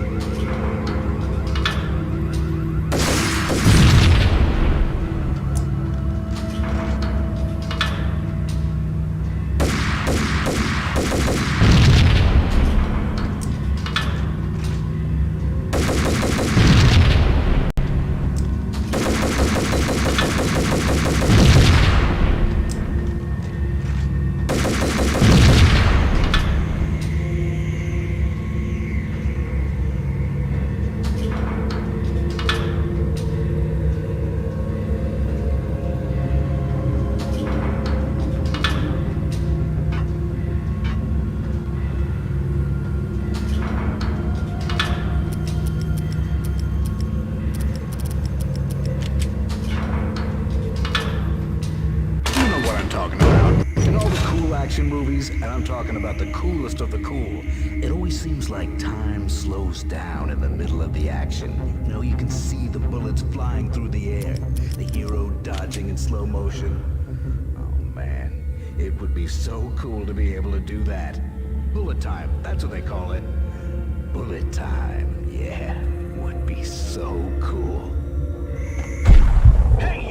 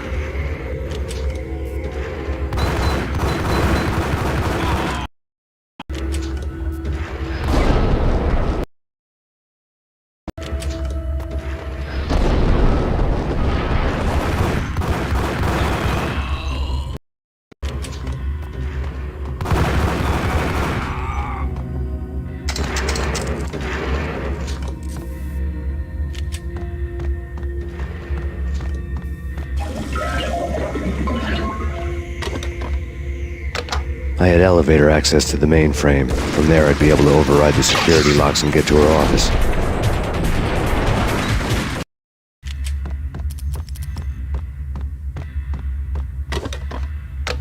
I had elevator access to the mainframe. From there, I'd be able to override the security locks and get to her office.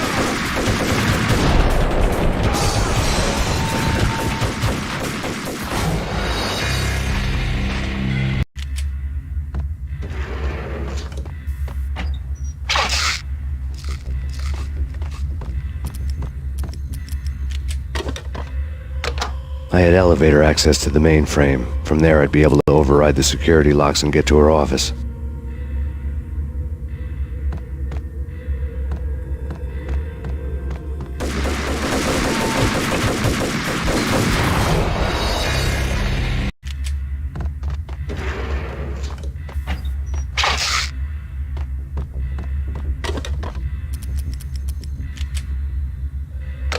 I had elevator access to the mainframe. From there, I'd be able to override the security locks and get to her office.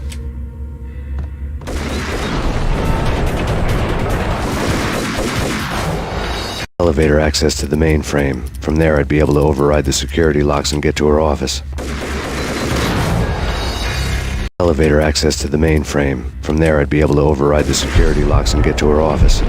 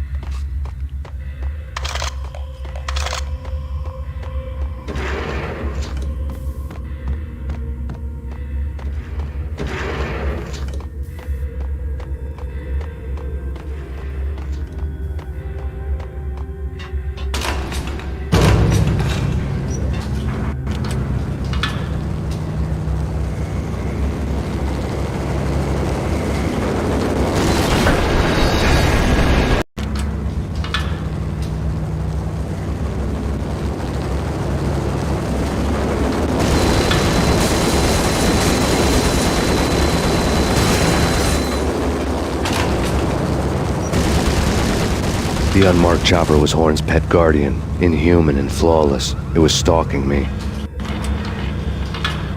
hate this stereotype. I'm not a cold-blooded killer. I'm a nice guy. I love my wife. I have... What the hell? Bastard! Kill the bastard!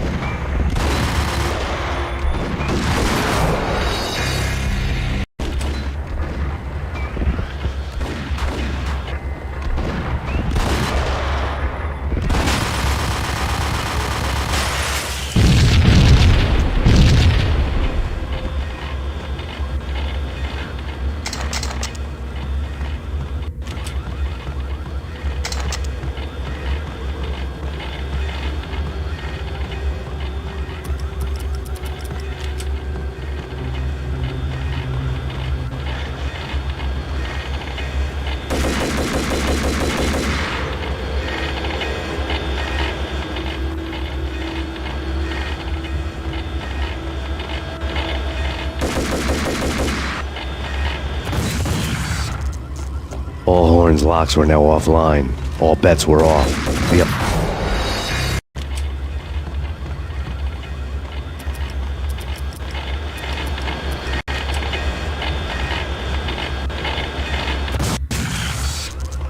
All Horn's locks were now offline. All bets were off. The elevator would take me all the way up.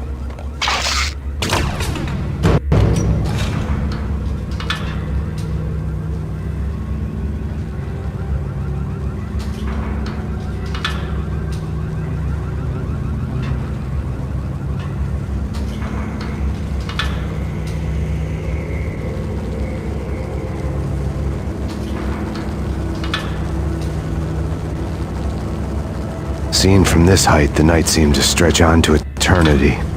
A hint of desperation had crept into the snowstorm, as if it was trying to get it all out before the end.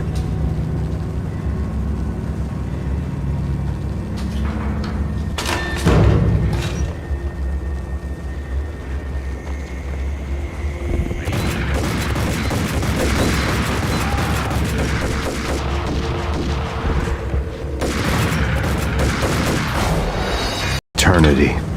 A hint of desperation had crept into the snowstorm, as if it was trying to get it all out before the end.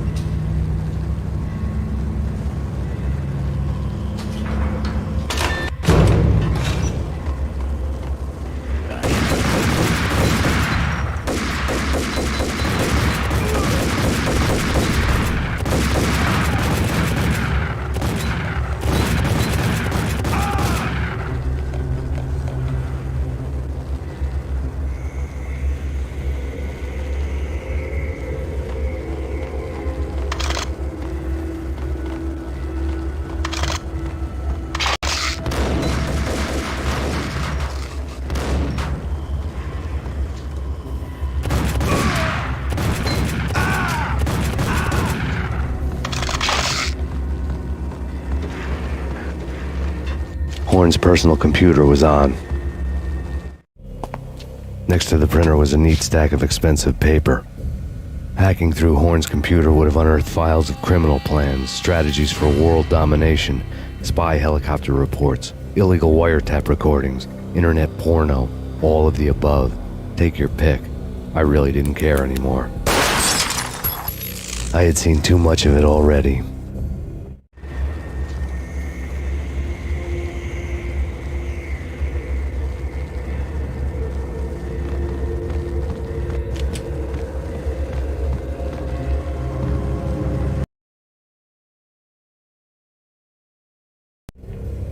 Valkyr had been meant to be a white-winged maiden that would lift you to a warrior's heaven, but it turned out to be a one-way demon ride to hell.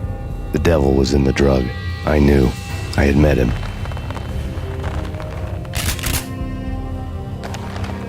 And now I was gonna kill her. The queen of the underworld who had tried to lift herself a bit closer to heaven with her drug money. No begging, no bribes. She knew better. Honor among killers. We who were about to die. Both of us knew how this would end, in pain and suffering. All this because your wife stuck her nose into things that were none of her business. The cops were coming to take me away. The sirens were like a bad conscience I couldn't shake. It's ridiculous you've made it this far. You won't be alive when they get here. Stop him!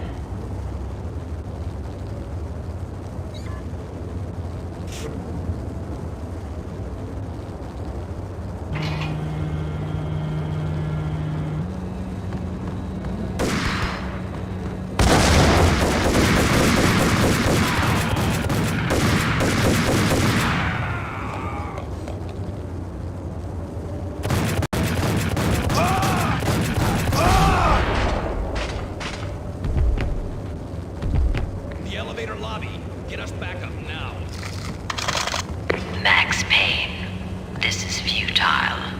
A waste of time. The deaths of your wife and daughter were necessary. Inevitable. It is done. You cannot bring them back. Nothing you do will make it any better.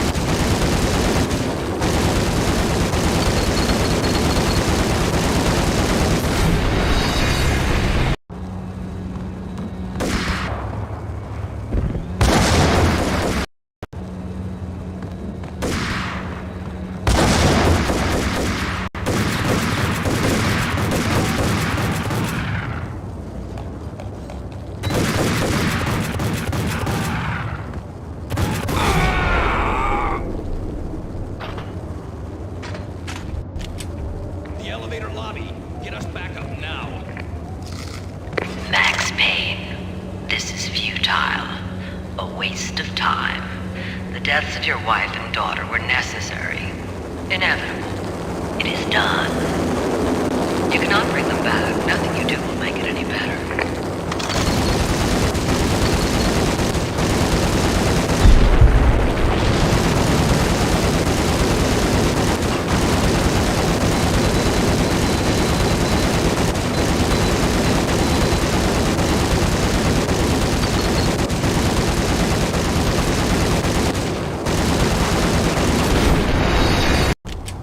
The elevator lobby. Get us back up now.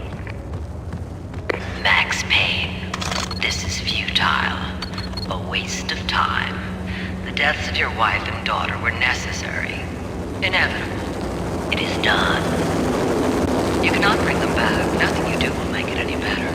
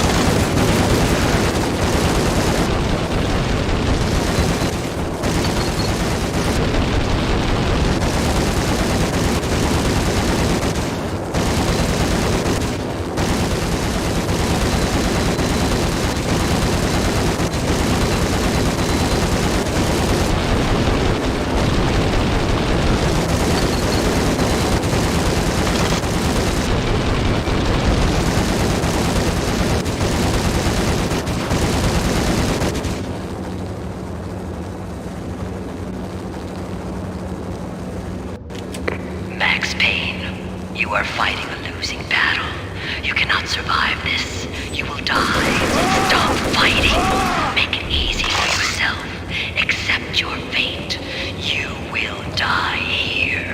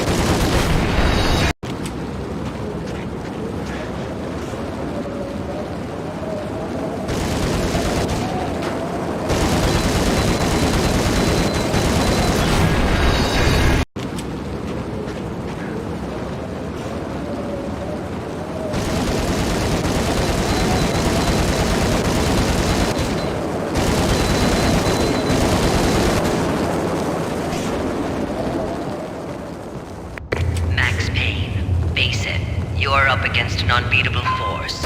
You have already lost.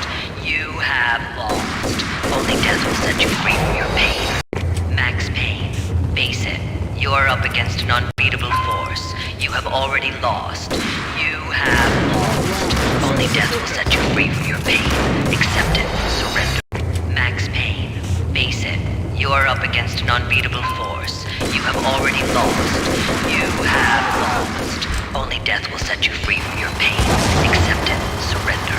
Give up.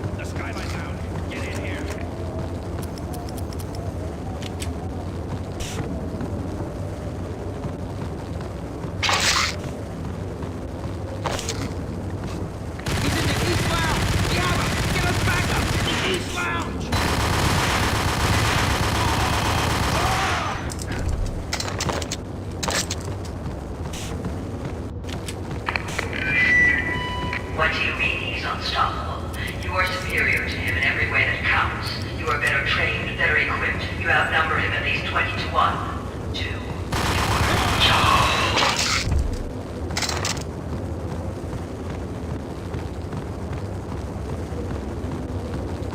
Not a step further.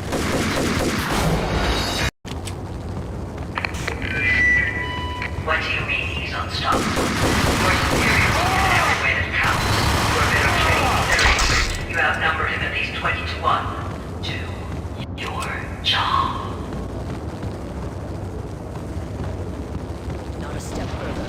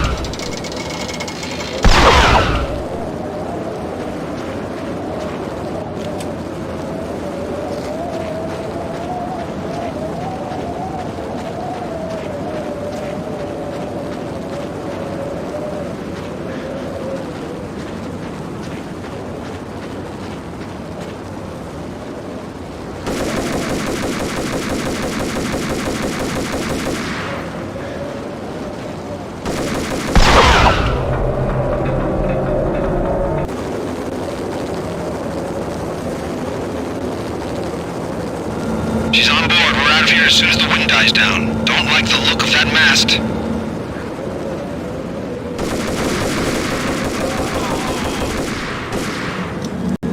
Lift off in 1 minute.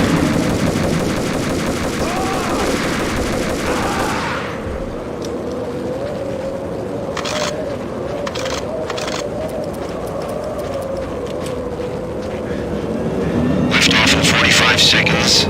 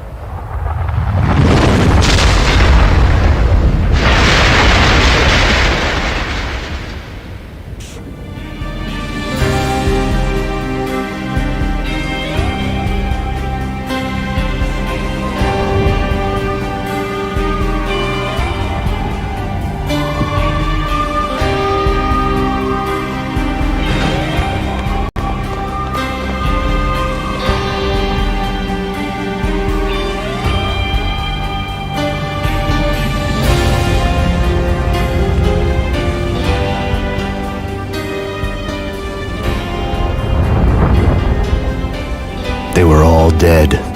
The final gunshot was an exclamation mark to everything that had led to this point. I released my finger from the trigger. And then it was all over. The storm seemed to lose its frenzy. The ragged clouds gave way to the stars above. Max Payne, this is Deputy Chief Jim Bravura from the NYPD. We've got the building surrounded. Throw down your weapons and lie down with your hands behind your head. A bit closer to heaven.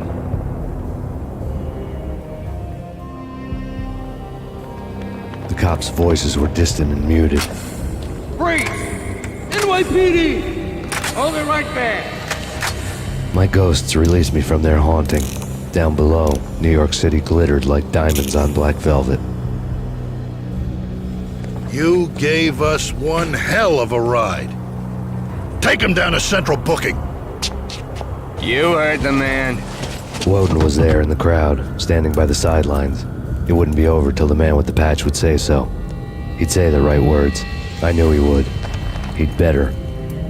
Woden grinned smugly. It was the grin of a winner.